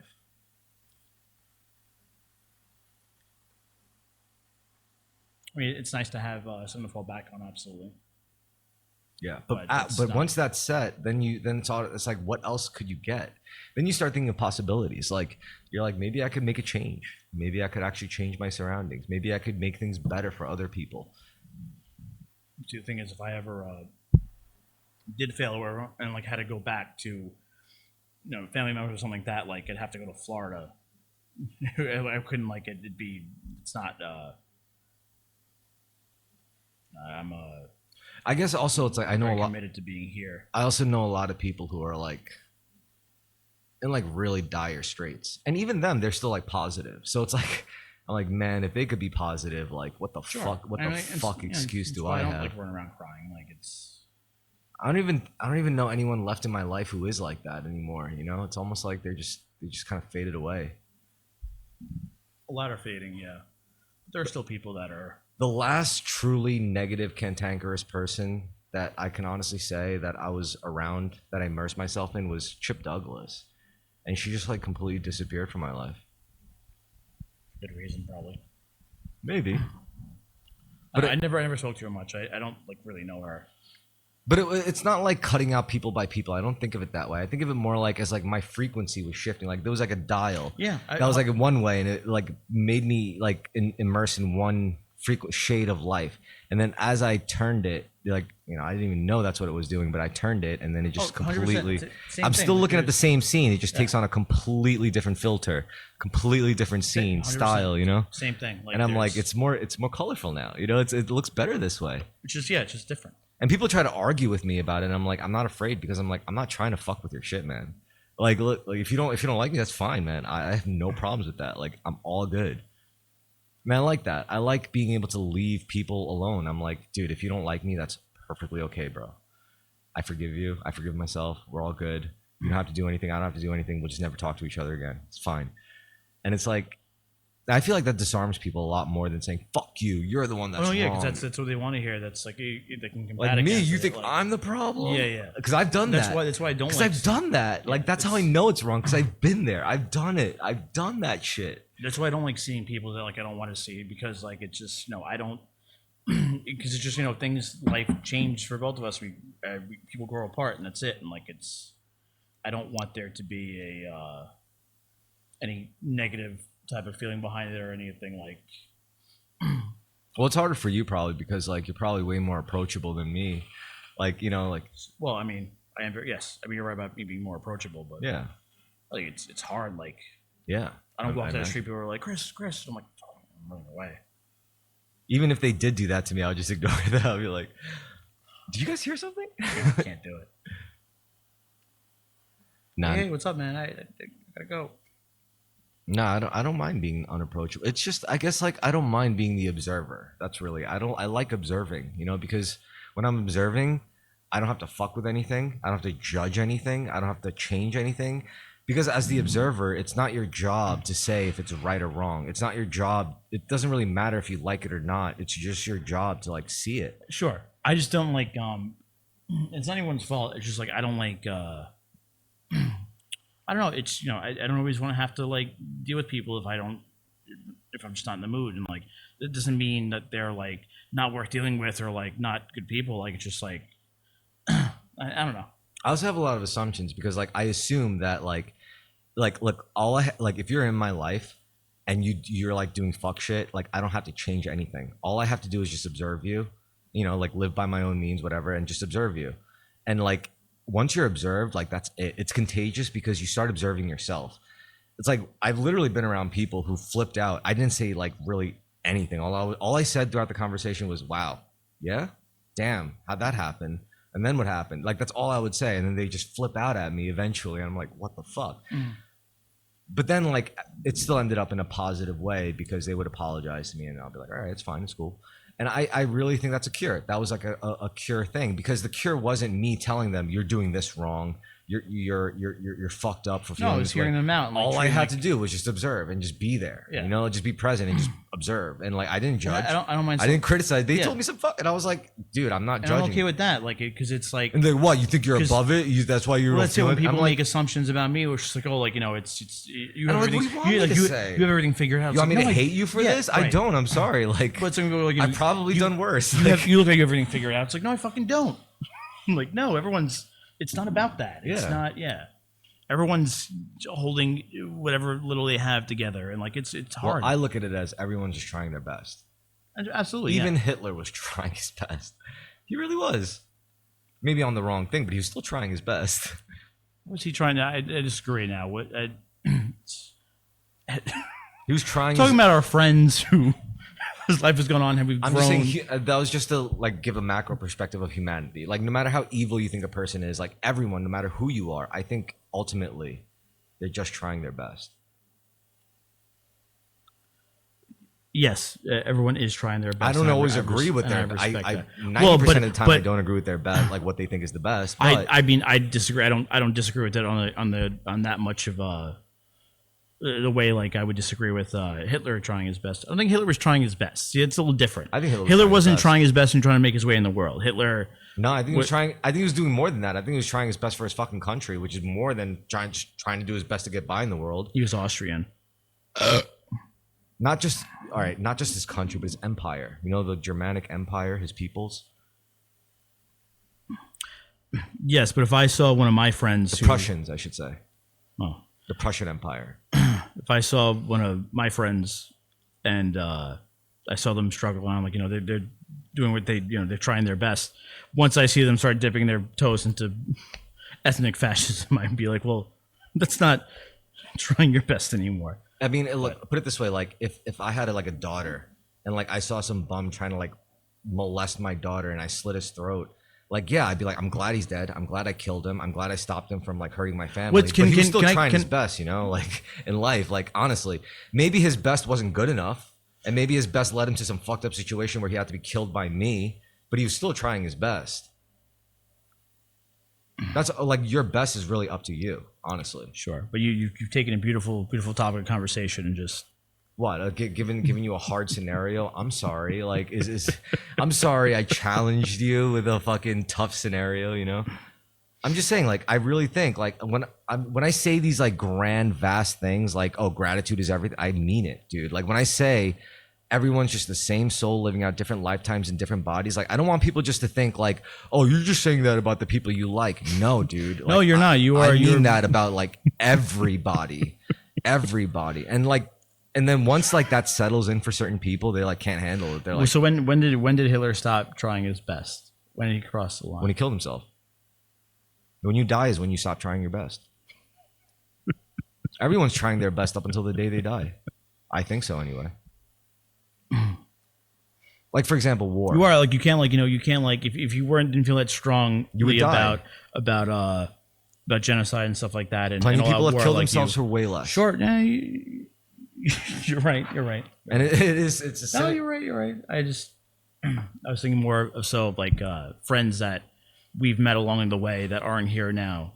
Of course, yeah, them too. I mean, that because I like and care about those people. I mean, what we're talking about isn't mutually exclusive to them. Like, they count in this too. Like, a lot of my but friends, they ain't Hitlers. I feel like what I can say is that everyone got theirs ultimately. Like, I'm not saying like, oh, you got what you deserved for fucking this person over. No, I'm saying you got what you deserve for fucking yourself over. For the work you put in, type of thing. Like, everyone ultimately got what they deserved in terms of like what they did with themselves. Sure. Regardless of how they treated other people. I feel like that's whatever. That's a whole different. Sure. It's more of an external thing. But in terms of your internal locus of control, every one of my friends who got fucked over, pretty much, I couldn't specifically recall times where they fucked themselves over that led to that cause and effectual chain. You know.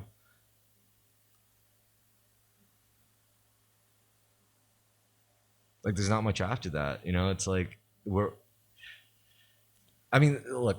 this might turn into this crazy thing of like, what can I do? Well, this is where I just turn to gratitude. Gratitude is the way. Gratitude is the simplest thing. Like, just live your life with gratitude, and you won't fall into these fucking pitfalls that we're talking about, you know. Things will just work out for you when you live life with gratitude. Perhaps. I was never much of a religious person. That's why I don't really pray. But that is also why, like, you know, I think journaling helps. Like, you know, you don't. Journaling is a great thing. It does help a lot. It's something I should do and more people should do. When I was like, you know what I'm gonna do? I'm gonna gift you a nice journal to write in. Someone did that. Then write in it. I hate writing by myself. But that's the most sacred time to write. That's how you discover your true voice as a writer. You know how, like, you ever heard of I hate so like that's a thing of mine. Like I don't like when I read what I write. I don't. At least not like when I was younger. Like I don't like it. Like I read it and like it's like that's not me. Like I'm not writing for me type of thing. Can I ask you something? What do you think makes it, like, when you read something, what do you think makes you feel like this is a good writer? What makes me feel like they're a good writer is if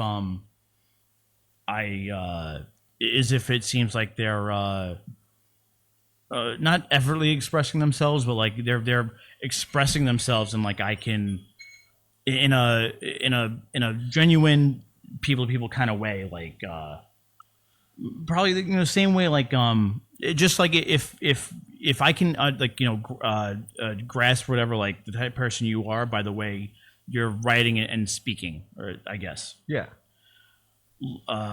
like you don't necessarily have to like speak in a particular vernacular or use certain slang words or whatever, but like it has to seem genuine, it has to seem real, and like it's hard to just say.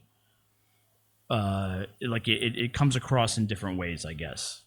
I think I 100% agree with you, and I think like a simpler way to put it would be like, if I read something like written by you and you didn't tell me you wrote it and I just came across it and I read it and I was like, this shit is 100% Chris Divers. Like that's good writing. Right. You know, where like I would read something like anonymous and I'd be like, Chris, you fucking wrote this. Like, exactly. That's good writing. Yes, exactly. That's good writing because that takes something, you know, like, you know what really taught me that? This is going to sound fucked up. I read Elliot Rodgers' Manifesto. And I was like, I hate to admit it, but this is good writing because I read it. I was like, every ounce of it is. I disagreed with it. I found it all repugnant, but I was like, all of it was like, this is 100% Elliot Rodgers' voice. Right. Like, it's like when you're like, if you read like someone else's novel, you could tell like if it's to a certain audience or like it's not them talking to themselves or about themselves. And it's not even the way they speak. It's like the emotions they pour into it in a certain order and certain events. And it's like how you could like how they feel about certain things happening just leaks into their verbiage. And you're like, this is good writing because this is who. Right. Like when I've written like, papers or whatever, like I'm writing to inform. Yes, I'm writing to inform, writing to an audience. I have certain things in mind. But when I write notes about sketches to myself, I use as little as I can because I know what I'm saying. I know like because I also don't want to like just push myself into like this small space and be like this is what this is. Like it's like I write in the way where it's just like I want these are the ideas I was on, and because I know me, I'll know like I could expand on this. Maybe this is what I was thinking about. Maybe I could go this way with it type of thing. Like, but No, I mean this is also. I mean, you like movies. You appreciate good acting, and this whole writer's voice aspect has to like. It's very connected, but also kind of parallel with good acting and performing too. You know what I mean? sure, yeah, Like people who are good actors, like it's there. We talked about magic too, and it is a magical act. Like I don't think you can be a good actor without some form of like metaphysical meta narrative, like whether it's spirituality, magic, the occult, something like some kind of religious, like like holy thing or some satanic belief or something for strive for power. You need something bigger than yourself to be good at like such a metaphysical craft. You know? yeah. You have to, in my opinion, you have to be able to separate yourself from yourself, and then use yourself as an instrument to do these things. So when you separate yourself from yourself, then who are you being that's controlling yourself? You're your higher self. That's the only way to do it. Like not quite. Like, all right, so you know how like I put my arm out and then cast a shadow, whatever my your arm does. out, how high? Like beneath the light and then cast a shadow, and whatever my arm does, my shadow does. Sure. All right, so yeah, you could say that's an instant transmission between the higher self and the lower self. And the lower self can never truly be, our shadow can never truly have a say in what our hand does. But there is something in between, right? Between our three-dimensional plane and our shadow, which is when you give me a sheet of paper and then you let me write out a storyboard, you let me write out a comic, you let me write words, you let me codify things, into our reality, starting from a two-dimensional plane, an expression. So I think like that counts for something, And it's like when we consider our acting, it's like we can never be our four-dimensional selves because we're 3D. But there's something in between, that can kind of like allow us to connect. Yeah, and that's kind of what like acting is. Like you like when you write something, like you're like, oh, like this is what I'm thinking, this is how I feel, this is how like if I could do it, I could just act like this like myself, but like you really can't. Like it's I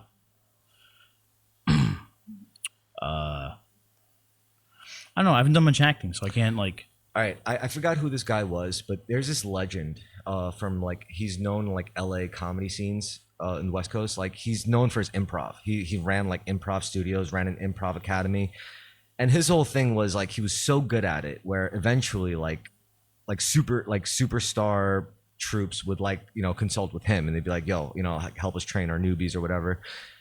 The thing with most people don't know about him is like he's only known for that. They don't know that he was also really into like the occult, like Golden Gate type, like magic shit.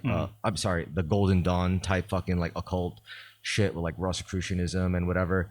So the way he would teach is like improv. He would be like, "You're not Chris anymore. Like get that fucking thought out of your head. Yeah. I want you to imagine like an angel possessing you, and this angel has the qualities of everyone on this sheet of paper, of everything. Yeah, on the sheet of paper. You're an empty vessel, and like it's just, and you're not talking to Chris Kim, you're talking to the thing that's like you're pasting over, like consciously. You're just like, and like you're responding to any stimuli that comes your way. Like, but what's really funny is like when you look at like when you study like old like Judaic occultism, like when it comes to like King Solomon and the way he like harvested demons and like utilized them as weapons and like utilized them for modern, that's in the modern parallel of interrogation. Like he would able to like put like enemy officers down and be able to do like occult rituals that will conjure and invoke like certain like sensations and make them tell them things, by tapping to like primordial archetypes, symbology. Well, that's in the Cabal. That's not in the Lesser Keys of Solomon, and all that stuff. Well, that's not in the Bible. No, it's not Bible. It's not biblical. Okay, this is occult. Yeah. So like the idea of like applied to improv, he's just putting people through initiation, and like making them apply it. It's a bit like brainwashing-ish. I'm not like crazy with improv.